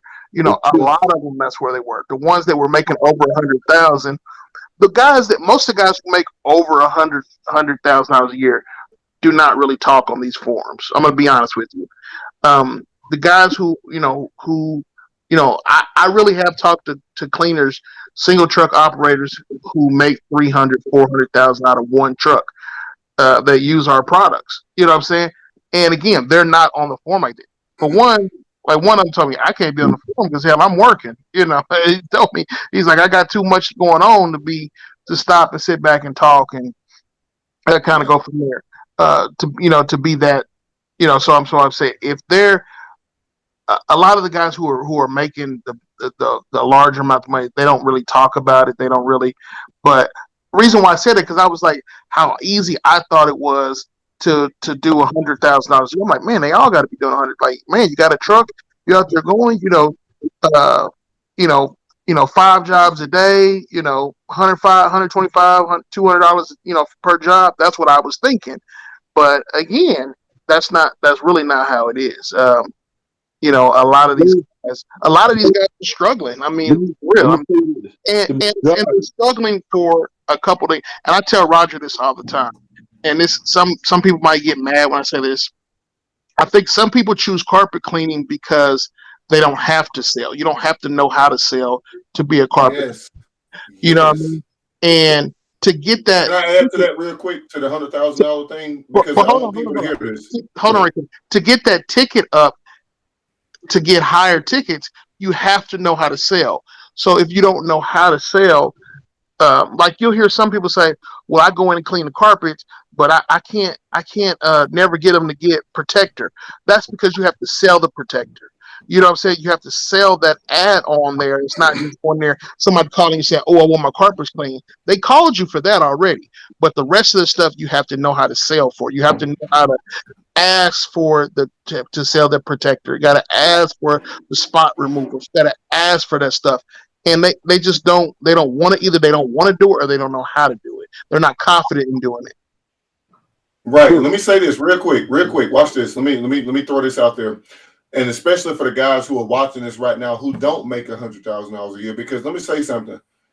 It's too damn easy to make $100,000 a year in this business to not be making $100,000 a year. Because watch this. Watch this. No. Watch this. No. But watch this. No. You can say that because you know how to sell. No, it ain't the sales part. It ain't even the sales. Watch this. Now watch where I'm about to go with this. Let me say this. Y'all tell me if I'm lying when I say this. DeAndre, you know this. Johnny, you know this. Roger, you know this. Carpet cleaners, and when I say carpet cleaners, I mean guys who strictly do carpet, a lot of these guys don't know their numbers. To make $100,000 a year, you only need to work 5 days a week and make $384 a day.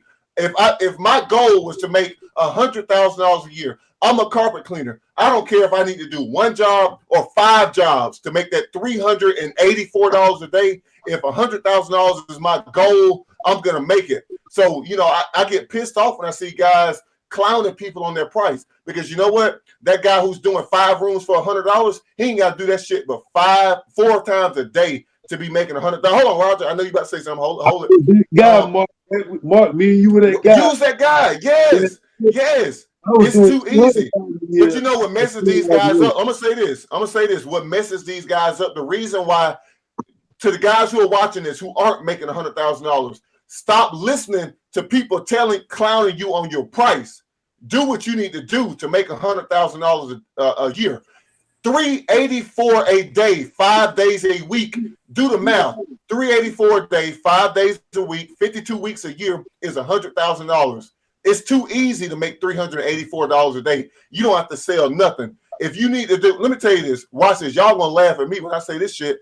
When I got started, my first year, I was doing whole home, literally whole home, 1,500 square feet, up to 1,500 square feet for $99 a day. I mean, $99 a job. That was my price for a whole home. I only had 2 options. You can either do 3 rooms for $70 or all the carpet up to 1,500 square feet of home, not carpet, of home for $100. That got me my first $100,000 year one. You know why? Because I did not know about these groups, and I didn't have people telling me that I was charging too cheap. Fuck that. Excuse my language, but fuck that. Charge what you need to charge to get that money. That's real talk. That's real talk. I know. If you ain't making $100,000, I know. I'm just saying. Forget that. Do what you need to do to get your money, and stop worrying about cats out here saying, "Oh, you ain't charging enough." Because I promise you, what they ain't telling you is they got a 9 to 5 and they only work 2 to 3 days a week. Oh, I'm booked out for a whole month. I'm booked out for a whole month. Say that again. No, that's real. That's real. Now, they got a job. This is the one that I like. Yeah, this is the one I like. I'm booked out for 3 weeks. Well, yeah, you could be booked out. You could be booked out for 3 weeks when you only do 2 jobs a week. I mean, come on. And that's what I'm getting at. Guys, $384 a day, 5 days a week is $100,000. That's why I say it is easy. It is not hard to make under 400. Right? Let's just make it an even number. It's not hard to make $400 a day as a carpet cleaner. To the other 2 carpet cleaners up here, I know you don't clean. All right, hold on. All right. You said your piece. Now I hear what you're saying. I like the numbers that you're talking. You're trying to say we got to know numbers. We got to teach guys numbers. That's what I'm getting at. Young Mark, I hear you. Listen now. If you can, you're right. So now you're gonna have people listen to you tonight. Ooh, I only need to make $340, $385 a day, and I can make me $100,000 a year. But see, now you're gonna have these true cold water monsoon 200 PSI carpet cleaners running out, putting ads out on Facebook. I'll do your whole house for $60. I'll do your whole house. Cool. But you know what, Roger? No, there's a market. There's a market for that. There's a market for that.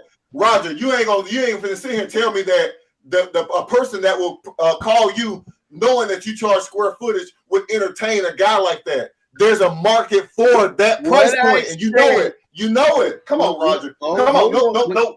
I'm not agreeing to disagree. We know for a fact that there's people who chase cheap price, and there's people who will pay for quality service. The people that you know, Roger, listen. The people that you go after, Roger, they pay for quality. There's price shoppers. People understand that a McDonald's burger and a Red Robin's burger are not the same. You got people who only want to pay $60, and you got people who will pay $400.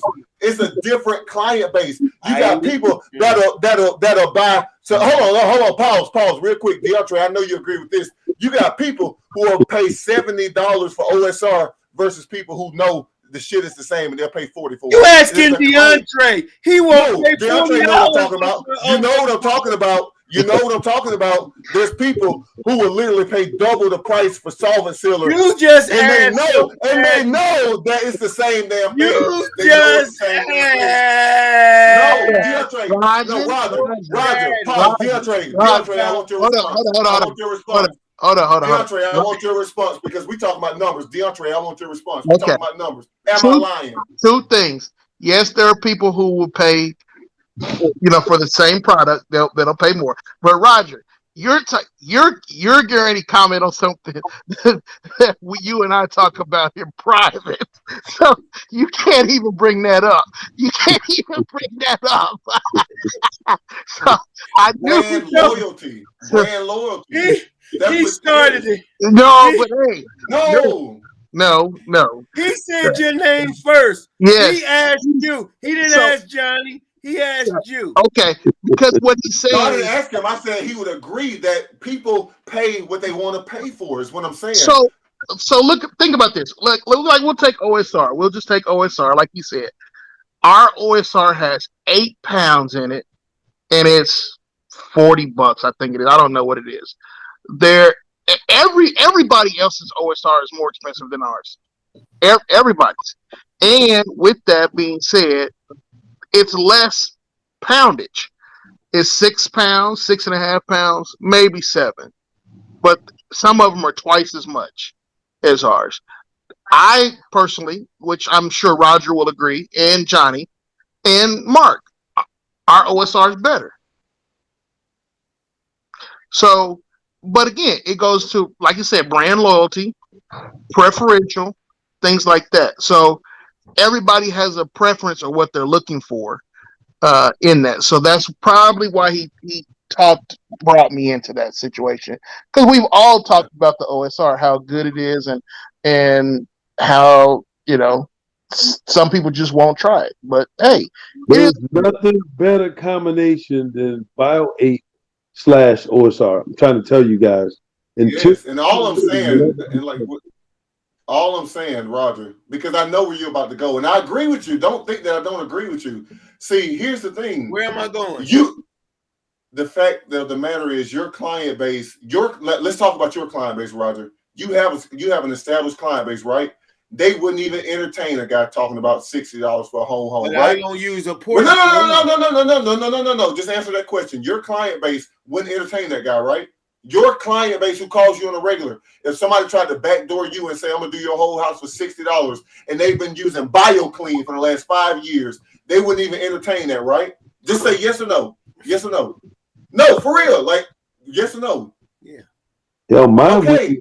So Roger, exactly. Johnny, same thing. So why the hell are we worried about people who would entertain that price? Why are we worried about them? There's a client for everybody. You just said that $384 a day will get you $100,000 per year.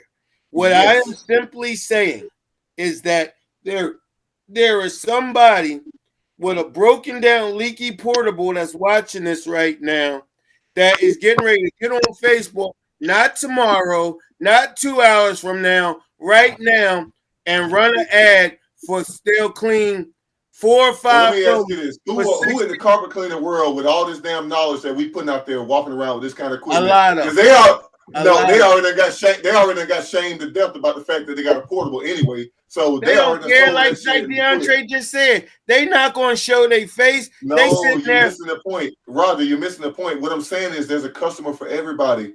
There's a customer for everybody. What I'm simply saying, somebody's going to run an ad. They're going to get a job. Somebody like in the hood, like you just said, is going to call them. They can't afford to run ads. They're going to be putting out flyers and yard signs. Let's be real. Come on, Roger. We got to be real. Still, they going to put their price out, and they're going to get in this house with a cold water portable, and they're going to be there all day to make that $60. And then they're going to look at you and hate you. Trust it. I'm the most hated guy in the industry. No. And yet you still getting your money. You still getting your money. You got a brand new damn machine. So why are we worried about the fact that somebody's going to sit up in the house? Let me tell you something. I wish I would sit anywhere, period, for $60. I'll stay home. I'm not doing that. No, it's okay. But watch this, Roger. Watch this. if they sat in their house all day for $60 and then get shit done right, you know what's going to happen? When you come in as bio-clean, the people, when you tell them $300, they're going to think about that $60 experience and say, I will never do that again. So I'm not worried about them. I wouldn't do a house of that. That's Johnny not everybody's right. Johnny showed us a house last year where there was roaches that he was walking by. I like Johnny's price. I like $40 a room. I love Johnny's price. I pay Johnny's price. Johnny showed. Would you pay Roger's price? DeAndre, would you pay Roger's price? No, he got to move furniture. I do move furniture by yourself. Actually, guess what though? You know what? He talking stuff. He trying to play. I'm gonna be honest with you. No. Hey, I'm just going off what you said. I do not have any carpet in my house. Oh, so you need to call me then. No, he don't want no homemade carpet cleaning. I mean, no homemade machines. He ain't worried about the machine. He's worried about with the outcome. He's worried about the outcome. I will be honest with you. I actually have only in one area do we have tile. The rest of it's all hardwood floors. Oh, so you would call Courtney Lee? Oh, you need to call Johnny. You need to call Johnny. You call Johnny, man. I ain't doing them hardwoods. Ain't nothing I can do for him. He would call Courtney Lee. He in the wrong group. Well, he in this group too. But actually, yeah, my whole house is all hardwood floor. Besides my man cave. My man cave is tile. Oh, your bedroom. Hey, what they say? Everybody in their room too. Yeah. Every bedroom, all my stairs, everything's hardwood floors. So what DeAndre is saying to you, Mark Johnson, he will call Courtney Lee and get a screen and Roger, but go ahead. Hey, look, go ahead, deflect to me. But I heard him say Roger, but go ahead. Deflect to me, but go ahead. Y'all got issues, man. Hey, I love this. This is amazing. Hey. I like your numbers though, man. But most they don't know their numbers, and that's what we need to stress to guys is knowing their numbers. Most carpet cleaners don't make. Most carpet cleaners, I'm gonna put it on record, don't make $100,000 a year. A lot of guys are struggling. Most of them don't make $384 a day. If you ain't making $384 a day, call me, dog it. Well, yeah, they should. And then they need to call DeAndre and get some of that poppy portable garbage that the cleaner.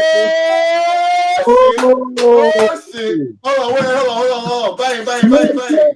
See, I'm gonna be nice. I'm gonna be real nice today. Oh, you hear? I'm gonna be real nice. Hey. Oh my God! I'm gonna let him have that since Janae out of town today. You know. Roger feeling himself. I'm gonna redeem you, Roger. I'm gonna redeem you real quick. I'm gonna redeem you. Real talk. One thing that we can agree on, everybody on this panel can agree on this. It's important to know your numbers. It really is. It's very important. And for the record, I wasn't saying DeAndre's product was garbage. I was saying the whole all-day cleaning process in a residential home. You know how when you be in trouble and you'll be on the phone, I'll be like, cut. Yeah, cut, man. Mark, for the record, Mark started it. Oh no! Look, hey, there you go again, throwing it on me. I'll take it. I got to take all the heat. Hell, look here, I'm the only one up here talking about portables, so I get it. No, we're talking about portables too. We gonna. Oh, look, I got DeAndre in my corner. There we go. Hey, look, I'm talking about portables. I'm talking about OP machines. I'm talking about truck mounts. I'm talking about window cleaning. If you want to talk about it, what you want to talk about? You know. But I don't care what y'all said. What DeAndre just said, all the categories he was talking about, he still wasn't talking about a steam action category because that's not in the truck mount. That's not in the truck mount category. Johnny, show them that video you just put up there. See, they don't want to see mine. Show them the video you just put up there. your guy at your place when he started your machine. Hey, look, since we throwing shots at shade, and we hold on. Johnny didn't use that damn machine yet. Now come on, let's be honest. Wait. Yeah. Hey, look at Roger. Hold on. Hey, look, DeAndre, let me bounce off that one real quick since they've been fighting with me the whole time. And hell, Roger, I think I might have seen your machine 5 times, but go ahead. So what you trying to say? No. So what you trying to say? He just said you ain't working. That's what he said. Hey, look, that $800 payment. Hey, look. You good for a couple months. I know. We good. We go ahead. See, hey, I'm just playing. I love you. I love you, brother. I love you. But y'all, look at y'all done beat up on me too long. Y'all he walk around here with a damn dust mop machine. You know, all this shit. I didn't say it was a dust mop machine. I said it was a homemade machine.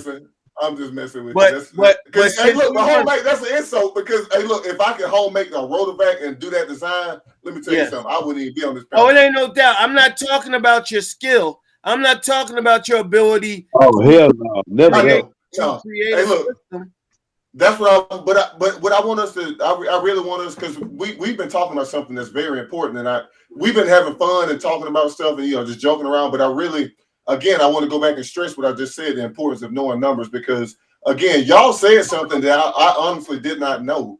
How many guys, DeAndre said it, and y'all agree, and I just did not know this, how many guys aren't making 100. Because I didn't know that. I really didn't. I'm not even being disingenuous. I really did not know that, because I look at $384 a day, 5 days a week, as low-hanging fruit. And when I say low-hanging fruit, I can make that from 8 o'clock to 9:30.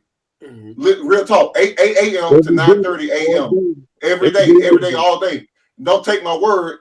Do a 1 year search on everything I posted, and you'll see it. Like, real talk. I just did not know that. So again, I really want guys to focus on their numbers. And like Roger said, having this equipment, if you're not as confident as someone like myself, as Roger, as Johnny, as DeAndre, you might need something like a truck mount, man, that'll help you get to that next level. And not only is it going to help your confidence, it is going to help your overall ability to clean. It really will. Because I'm not going to sit here and say that you can't clean better at the truck mount with the truck mount, because you can. And the most important thing guys got to know is, and I joke around a lot with them, I don't take it serious, and it's all good. You don't want to take a portable in somebody's house and be there for 3 and 4 damn hours. And that's what listen to the portable man when I say I won't do it either. Yeah, nobody wants to drag that thing around. People don't want you in their house for 3 or 4 hours. People don't want you bringing wrenches in and unscrewing their plumbing. They would have hired a plumber if they wanted you to unscrew the hoses and screw hoses onto their spigots. They would have hired a plumber, not a hold on. Roger, now hold on. Just because they don't see you hooking up to the outside water don't mean you ain't using shit. But they don't. But even if Roger don't hook up to the outside water, do he? Huh? No. Hell no, because he do one job a day and this tank full. Shit, he ain't gonna use all that water. Johnny, we used all that water that day. Johnny, we used all that water that day. That was the only job. So my point has been proven. Go ahead. But I made $1,000. It's not about that. I'm talking about the connect. I'm not talking about money. It ain't about the money. Water. He just said it's about the numbers. We was talking about water. He just said it's about the numbers. DeAndre, you see how they do me? You saw it. You saw it. Roger, you do 3 jobs a day. If you do 3 jobs a day, talking about you gonna ride around that same amount of water and get all 3 jobs a day. Let me tell you something. If you can do all 3 of those jobs with that same, if you can do all 3 of those jobs with that same tank of water, man, listen. Wait a minute, MJ, don't do that. I do at least 4 or 5 a day off a 100-gallon tank. Johnny, I watch how you clean. You ain't pulling that trigger back one time. You ain't holding that trigger all the way across that carpet. Hell no. Okay, your water goes. You stretch it. You stretch the water. Why would you have to hold one the whole way all the way across. Oh, never mind. Why he hey Johnny, he tried to go out on you. He tried to say you water hustle. No, he said no, you I'm water not. hustle. No, I'm not. I'm just saying. No. Y'all, no, we clean different. No. The reason why I say that because I knew y'all was gonna take that the wrong way. Johnny, you have propane machines because you have more heat. You don't have to use a lot of water. Is what I'm getting at. No, that's real talk, and you know that's for a fact. When you got more heat, you don't have to really flush that carpet as much as you would with less heat. Am I lying? Exactly. So am I lying? That's true. I had a propane machine before the steam action, just like Johnny. Right, and you didn't have to do it either. So you're agreeing with me. You don't have to like rinse that carpet as heavy when you got higher heat. Is what I'm getting at. No, listen. Hold on, before y'all respond. Listen. Let me say this one more time. So I really want y'all to hear what I just said. I wasn't saying that you're not cleaning the carpet thoroughly. I'm saying that because you have higher heat, you can use less water. So y'all are actually agreeing with what I'm getting at. Are you not? I agree. That's what I'm saying. I'm not saying that y'all aren't cleaning the carpets. We have 3 heat exchangers on our steam. It's not propane. It's not propane. Let me tell you something. You sit that one down and you're gonna be diverting heat into that waste tank and you're losing water. Am I lying? Because no, you're lying. You're lying. Roger, you knew that. Okay, let me say this. Then. No, you can't. No, Roger. I'm not talking about the salesman. I'm talking about the everyday user. I'm talking about the everyday user. Roger, listen. Listen. I want y'all to hear. Let me say this again because I think DeAndre understand what I'm saying. Hey, I know for off guard. No, but no, real talk. Watch this. If you got a propane machine, y'all don't have to use as much water as somebody without one because your heat is on demand. With a heat exchanger, no, Roger, hold on, watch, because I'm gonna teach you about the machine you just bought. See, you ain't I'm gonna have to put you over my knee and give you a spanking. Listen. No, you gonna tell me I'm lying when I say if you sit that one down, that machine is constantly making heat. It's diverting the water that's in your. Oh, stop! Listen. His goes back to the. If I'm not mistaken, his goes back to the freshwater tank. It doesn't. Sammy's does. It doesn't. Listen. It doesn't dump. Well, watch this. Watch this. Yeah, no, pause. Johnny, pause. Watch this.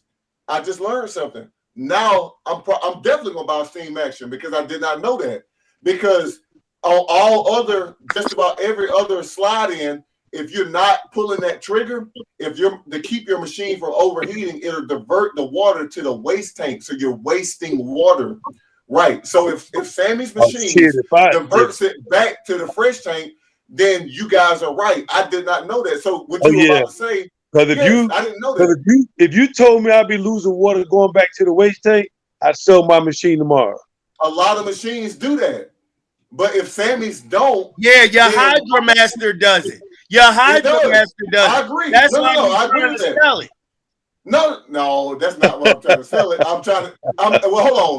Now, hold on. Let's get real. I've yet to post it. I'm not trying to sell it. I'm willing. Hold on. Hey, Sammy.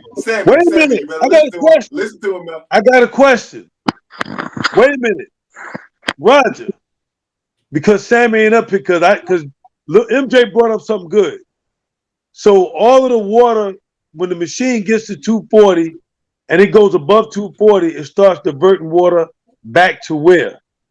No, the fresh tank. Apparently, according to Sam, yes, no, that's an amazing thing. Sammy's machine got everybody beat them because I'm gonna tell you this. I wanted to make sure that. Yes, what Roger just said is exactly right. On my HydroMaster, when that machine hits its set temperature, it will cool itself off. It'll divert heat and cool itself down by sending water. I don't have a HydroMaster anymore. See, I didn't know. I'm glad you told me that. Because if I thought I was gonna run out if I thought I had to run out of water on 1 or 2 jobs, I'd be done. I'd be done made a mistake. Yes. Look at the comments. There's people agreeing with me because that is true for HydroMasters. It does not revert to your fresh tank. It goes to the waste tank. So listen, everybody watching this, real talk. If you watching this, we're selling you on the reasons why you should get a Steam Action. If you sit out here sitting your wand down and spot treating, you ain't got to worry about wasting the water in your fresh tank. because it's recirculating that hot water back to your fresh tank and not dumping it in your waste tank. Roger, listen what I just said, because we're agreeing. Now let Mark get it all out. Now, Johnny, when you came down here and we made $950 in 2.5 hours, but we ain't gonna say how long it took, right? But anyway, I showed you in the fresh water tank a recirculation jet. That jet that I showed you in the fresh water tank. So what Mark is saying, oh, so if you don't use your water and it gets too hot, it dumps into your waste tank. That's the HydroMaster old-fashioned way. Hey, Roger, look at your messages, man. All right. I'm agreeing with you. Like, I didn't know. I'm agreeing with you. I mean, Mark, you brought up something I ain't never heard of. Right, because with most slide-ins, that's how it works. Will y'all listen to the steam action salesman for a minute? Will you let me tell you? Yes, sir. Now, 300 degrees. If you leave your wand on the carpet for like an hour and you don't use it, what's going to happen is even in the fresh water tank, it's going to get up to 300 degrees after an hour of leaving the wand there. Then it dumps in the waste tank. But you have to leave your wand on down for like an hour or more for the water in the fresh water tank to get to 300 degrees. Then it dumps into the waste tank. But if you have it set at 240 degrees, it's going to have to go a whole hour, just keep going till it gets up to 300 degrees in the fresh water tank. Then it dumps off. So no, not like a HydroMaster. It doesn't dump off after 200 degrees.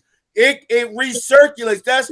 That's why I said you have portables, you have truck mounts, and then you have steam action. Their heat exchangers are patent. John Sales patent this heat exchanger unit because it recirculates your water into the fresh water tank. Now, you sit your wine down and go change your oil on your truck or something, and you just leaving the water running and the engine going, and you just talking for an hour, then yeah, but you don't want to do that with a propane unit either. You know why? Because you're going to sit there and just waste it. Like, you want to go ahead. So all that, no, there's a recirculation jet in all the steam action units. It recirculates the water back into the fresh water tank. That makes your water even hotter. So that theory that, the heat exchangers don't get as hot as propane, yeah, that theory before steam action was true. But because it recirculates the water back in the fresh water tank, now you have hot water. You have warm water to hot water recirculating around in the heat exchanger. So when you squeeze your trigger, your water's even getting hotter. But now, Mark Johnson, whether you have a propane unit or you have a heat exchange unit, water boils at 212. Water boils at 212. So as long as you have a unit that can get you the 200, the 210 degrees, at 212, you're not cleaning with water no more. You're cleaning with steam. So now you're not rinsing the carpet because you're just steaming. That's not what you want to do. You want hot water. You want it right around 210 degrees. That is the max heat. So when these guys say, oh, I have my heat set at 240, 260, 280, what they're trying to do on their thermostat is have 212 at the wand. And that's why the steam action unit with the recirculation jet is putting hot water back in the fresh water tank. So after the heat exchangers heat the water and do what it's supposed to, it's putting hot water back into the fresh water tank. That's even making your water hotter. Now, when you turn the RPMs up on the steam action machine, that makes the patented John Sales heat exchangers work harder. When you buy a typical outdated truck mount heat exchanger, it doesn't do that. So it dumps it in the waste tank. Hey, look, I got one thing to say. I'm sold because see, I didn't know that, so that's what I'm Well, saying. let me say That's this the right first here. time I've ever I'm, heard that because most I'm truck mounts when they dump, they send it to the tank. It doesn't recirculate. So that's a as feature of I did not know about. we're gonna find out tomorrow because I'm gonna pull mine out tomorrow and I'm gonna be watching my water tank to just see what's going on. Well, not only that, all you have to do is open that fresh water thing I showed you, and you'll see the jet. Yeah, I mean, I saw that. I know what that is. I'm As just long as that, as long as that is spraying. Now remember, your RPMs make your heat exchanger. So if you turn your RPMs all the way up, you ain't gonna have to watch nothing at your machine. You want to keep squeezing that trigger so you can knock that house off real quick. But even if you put the wand down, go to the bathroom. Even if you put the wand down, go to the bathroom and talk to Cheryl for 10 minutes. It's going to warm up, but it's not going to dump into the waste tank. It's going to take at least an hour or so for it to dump. Now, let's be why quick. Now, the hell would anybody buy a machine that water dumps into the damn waste tank? Mark That's how Johnson, they've always. No, Mark no, no, no, Johnson, no, no, no, no, no. It ain't. No. That's something that all these machines do. It ain't just me. You can go out here and buy a $40,000 hydromaster right now that does the same thing. It's just the way they're designed. It's not and the that's who buys why. it. It's the way it's designed. So And you know what? Hold on, Roger, real quick. I think that feature of the steam action should be pushed more than anything else because here's the thing: most of these machines, and if you hear what I'm saying, I'm helping you sell these machines more. Most of these machines do exactly what I just said. Is when they overheat, or the way they prevent themselves from overheating is they dump the water into the waste tank. So when guys be like, man, I'm running through 65 gallons. You've seen the post. Guys be like, hey, what's going on? I'm running through a whole tank of water on one job. It's because that type of machine dumps the water into the waste tank when it overheats. So if that's something that's specific to steam action, I think that's the strongest selling point to steam action all the way around. So I'm steam not, I'm steam not actions arguing, don't or have I'm listen. steam actions Hear what I'm don't have a saying. Hear what I'm water box. saying. Right, but hear what I'm saying. I'm not arguing or disagreeing. That is a awesome feature because most of these guys running slide ins, that's exactly the way they prevent themselves from overheating is by dumping the water into the waste tank. I promise you. That's I'm the gonna first say time this. I've ever heard that. I'm gonna say this, and this is serious, everybody. I know we're doing a lot of joking, but this is really serious from Steam Action's senior salesperson. If you have a question of about a Steam Action, but you're interested in buying one, but just like you have, like everything Mark Johnson is saying, he honestly didn't know. So I didn't. this is what I'll do for you. Anybody that's truly interested in buying a Steam Action, but you want to know first, you can do a ride along with me. Johnny Johnson just did it. You can do a ride along with me. It's going to cost you $1,800. $1,800 before you spend $30,000. It works all day long. You do a ride along with me. It's going to cost you $1,800. I will show you everything on the machine, just like I showed Johnny. Then, if you really do decide to finance or buy a Steam Action unit, I don't care what unit it is. It long as well, yes, I do. It has to be a 747 and up. I'm gonna leave the 3030s for Mark Johnson to advertise. But for a 747 and up, if you buy a 747 and up, I will give you the $1,800 back by taking it off your purchase. So if you buy a 747 and you buy a hose reel and you buy all the stuff to make it work, but even if you just bought the machine itself for $22,995, that's the seven. I think that's the 74. No, the 747 is 20,000. I think now. Anyway, as long as you buy 747 and up, I will give you your $1,800 back when you're taking it off the purchase of your truck mount. So if you're of your Steam Action unit, so if you're serious about buying a Steam Action machine, but you want, like Johnny said, like Mark said, they're skeptical. You can spend $1,800 first to make sure, do all your research though. Then you do a ride along with me for 3 days. I'll teach you everything there is that I know about the units.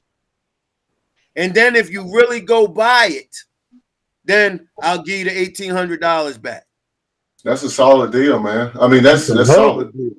Damn. That's solid. I mean, especially for somebody who's serious. And I'm not even, to be honest with you, like anybody watching this, you may think, oh, all these guys are admins and moderators and they're just co-signing with each other. But real talk, that's solid. That's solid. I'm going to come and do it. Not only because here's what people need to focus on. Outside of the fact that they're going to get to test the machine, they're actually learning, especially if they're a brand new cleaner looking to start out with a truck mount, they're learning how to clean with the machine that they're considering investing in. So not only are you learning how to operate the machine, which again, you could easily charge somebody to teach them how to operate their new machine. Let me tell you, and I'm going to be real with you. I got a guy right now who I've been working with who he bought this HydroMaster machine and it was the 525 or whatever new one they got. And they sold him the machine and he's hitting me up with questions. And, I'm like, the salesman didn't show you this stuff, and awesome dude, but they didn't show him how to operate that machine. So what Roger's saying is not only, okay, yeah, you're going to come out and pay $1,800 to me. I'm going to show you how to use the machine. But outside of using the machine, I'm going to teach you how to clean.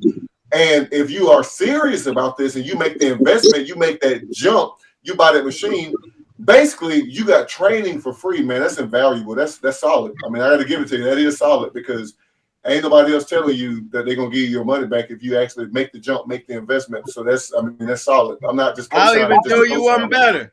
And I didn't do this for Johnny. I buy you lunch. I bought Johnny breakfast. I buy you lunch. So he called it. Well, I say this: when you come do a ride along with me, I take you out to a steak dinner and I buy you 2 drinks. That's all I give you. But he bought me one damn donut. You lying?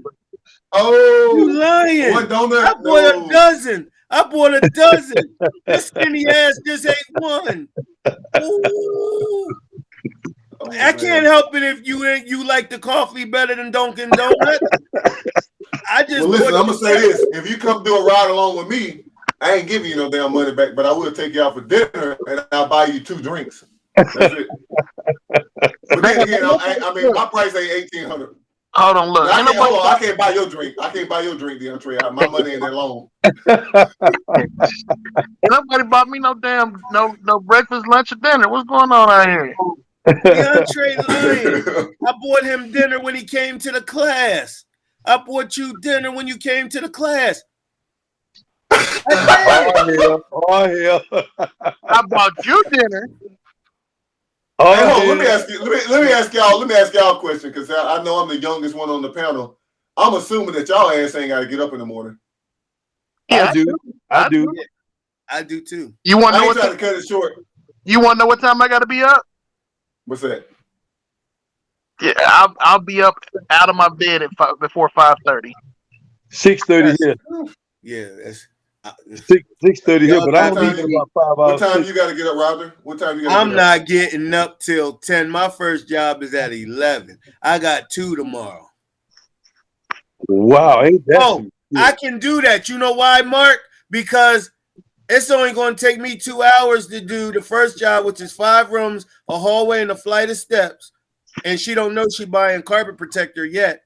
And the second job is 4 rooms, a hallway, and a sofa. And I'm going to be out of there in 2 hours. So I'll still be home by 3 o'clock, and I would have made clearly about $1,400.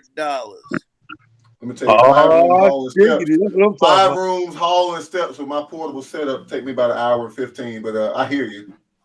I'm gonna leave that alone. One thing for certain, 2 things for sure. For sure, me and Johnny clean the same way. Look, we in there playing. We get in and getting the hell out. Oh yeah, Mark. North Carolina for you. We don't. Mark the same way now. Mark ain't hating around having. We get in and get the hell out. Tomorrow, Tomorrow I got payroll. I'm talking and moving. Oh, you. Golly. Hey, DeAndre, what time you get in the office in the morning? I'll be there probably about 6:30 tomorrow. Okay, so Mark, make sure before you get up at the crack of dawn or whatever you got to get up, you call DeAndre and you order you some Poppy portable cleaner so you can go to work, my young man.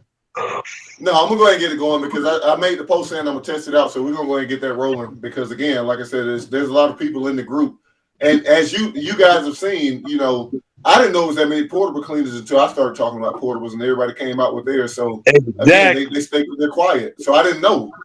They didn't know. So there's a market for it. So again, guys who are watching this and the people who are going to catch this later, ain't no market for it. No, it's they not. got portable groups, man. They ain't no market for no portables. They won't let me in that portable group. They'll kick my ass out. Ain't no market for no portables. What Johnny's trying to say, let me clean it up before y'all throw sticks and stones at Johnny. What Johnny's trying to say, you buy a portable today, after next month, you'll want to throw it away. Bingo. That's all I'm saying. Bingo. It's just too much work. It's just too much work. It didn't take me but 6 months to know that a portable is not the proper way to clean carpets. And for a guy to tell me he been using a portable for 3, 4, 5 years makes no damn sense. All you doing is breaking yourself down. And the reason why that's crazy. And the reason why Mark Johnson can do 5 rooms in a hallway in an hour and a half with his portable, because it only have 200 PSI. So it's not working anyway. You just drying the damn carpet. You ain't cleaning shit. First off, he added 15 minutes to the time it actually takes me to do it. I'm sorry to cut you right. Not cleaning. I'm not cleaning. There ain't no reason to wait for it to dry. I'm not cleaning with 200 PSI. I'm cleaning with 450. Well, again, I use a standalone pump. But no, I agree with you guys because again, Johnny, what you just said, guys talking about they working with a portable for 3 to 5 years. The guys that saying that are lugging that thing around, and I will be the first to tell you, the first day you tell me I got to pull my portable out of that van, I quit. I'm not doing it. And I second you on that one. I ain't pulling. I go back to working at 8 to 5 before I pull the damn portable. So you know what? Let me reclassify what I use because you know what? There is a category for what I use. It's called an ETM. ETM stay in the van. So I keep saying portables. Guys, listen to my words and listen closely. DeAndre, you funny. I know why you laughing. Mark. I use an ETM. Mark, not a portable. Mark. What's that? What you're saying an ETM, right? So you're talking about an electric trash mount. Trash mount. Oh, okay. I'm sorry. I just wanted to be clear. Be clear. Until y'all see me with that steam action, which Roger, I gotta ask Sammy about that because if that 30-30 does that recirculation, they all have them. Oh wow, I didn't know that. Doug, I keep trying to tell you, you don't know the power of the dark side, and till you come over here. Stop being over there hoping the sun come out tomorrow. Little Annie is on Broadway selling her ass after Daddy Warbucks threw her out. Don't you understand? Hey, Mark, I'm about to let you know. I'm about to give your ass get the phone call tomorrow, right? You said what? I told Roger, you know your ass getting a phone call tomorrow. He better. Hey, listen, guys. You better look, this was a good stream, man. This was good. We definitely got to do this again. Because I got to jump off here because I ain't ate nothing. I'm starving. Me too. This was good. My wife is in Las Vegas right now. Her sister's passing away. I want everybody to say a prayer for Janae's sister in all seriousness. She really got some bad news. So I had to fly Janae out to Las Vegas. I need my wife back as soon as possible, but she got to take care of family affairs. I need everybody on a serious note to say a prayer for the great Janae Lloyd that does a lot for me and this industry. Absolutely. Agreed. Well, hey, guys, look, I don't know if there's a way that we can come up to where we can do this once a week. This is good. I think there's a lot of value that people who will come back and watch this later, they'll be able to pick up from it. But the main thing, I want to just kind of go back, go in a circle real quick, just to recap what we talked about. To the guys who are portable cleaners, there's products out there. Soap Daddy just released a product that's specific for guys who use portables. I will be using it very soon. I'm going to be making videos on it. You guys are going to see it.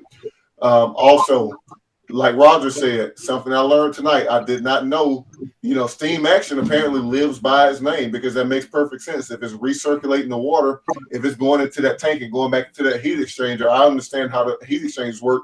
It takes nothing to heat that water to the temperature you got it set to before it recirculates. So it keeps the temperature constant, just like what you guys are used to with those propane machines. You're working with consistent on-demand heat, and it sounds like that's what a steam action can do. And again, like you said, Roger, and like Johnny said, if you are in a market that is a carpet cleaning heavy market, not like me, I'm in a tile and grout cleaning heavy market. If you're in a carpet cleaning heavy market, you need that truck mount. I don't deny that, because again, I sit here and say that I do carpet cleaning with my portable. I don't do carpet cleaning every day. I do maybe 2 carpets a week. Everything else is tile and grout. Y'all can go back and look at my videos.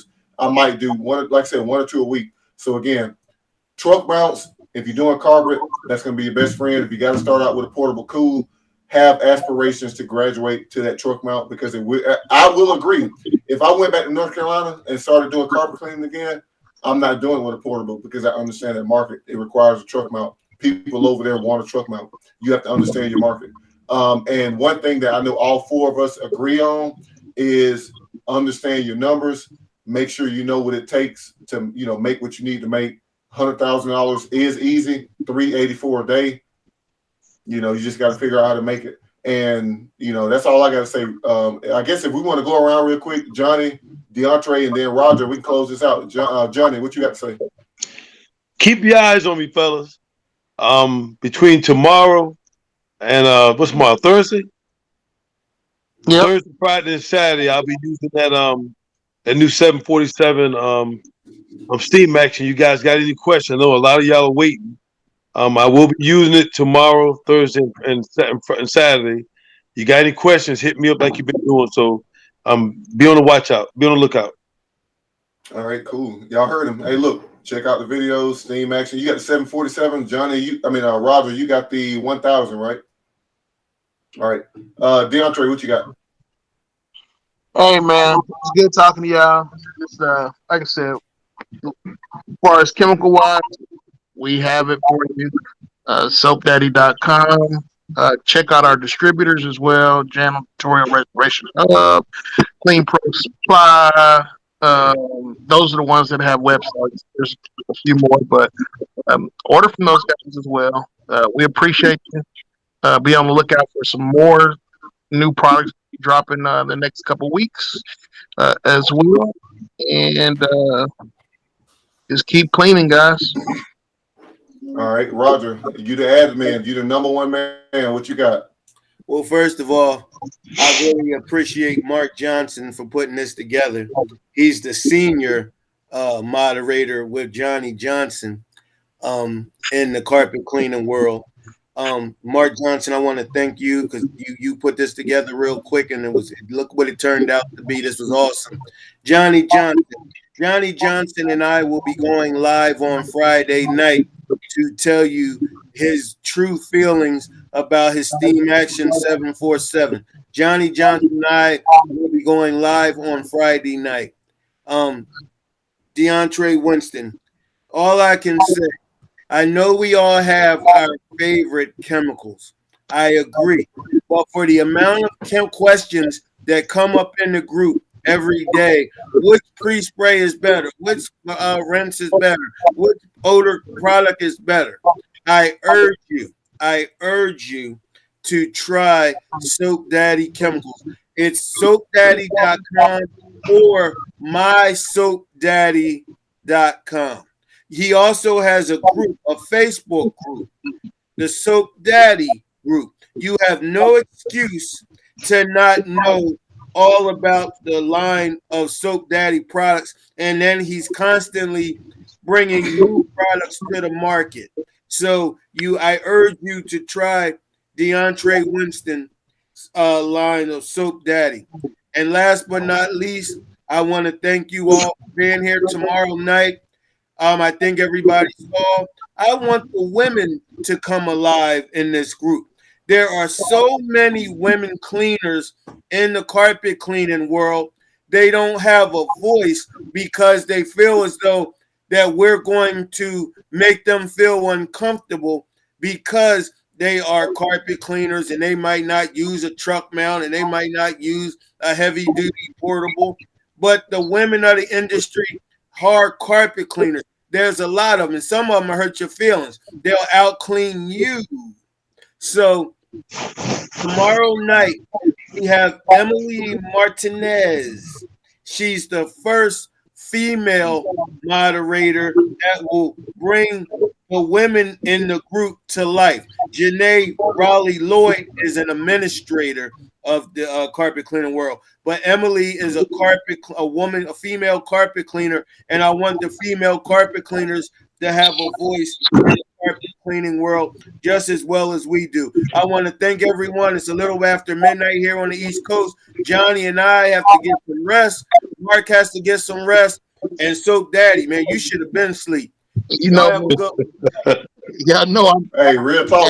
Real talk. I know for a fact Johnny ain't got to bed. You ain't look, even at 11, you ain't finna got to bed. And to be honest, because we stayed on this stream so long and I kept refilling, I probably been sitting in this chair for another hour before I try to get up because I might have to get carried away. But listen, it was a good stream, guys. Hey, listen, real talk. We need to do this like once a week. Real talk. Just once a week. If we can put it together, like Mark. Put it together, Mark. You're in charge of it. Put it together. Let's make it happen. Let's make it happen. Let me know when and where and when you talk to DeAndre and Johnny. And if you get a couple other special, well, we can only really get 4 people. Well, no, Wednesdays. I'm thinking Wednesdays would be good because I'm trying, now that I got my office moved and I got everything set up. I'm thinking Wednesdays, guys. So if we can do some on Wednesdays, you know, this is good. I like this. But again, it was nice talking with you guys. And again, you see me every day. You see Johnny every day. You see Roger every day. Everybody on this panel has something to offer, no matter who you follow. Listen, we stayed on this live stream for the last 2.5 hours for you guys, not for us. 2.5 hours, 3 hours for you guys. So I hope there's something that you can pick up from this. But other than that, man, listen, y'all have a good night. And y'all gonna see me tomorrow. You're gonna see Johnny. You're gonna see Roger. That's all I got. Deuces. All right now.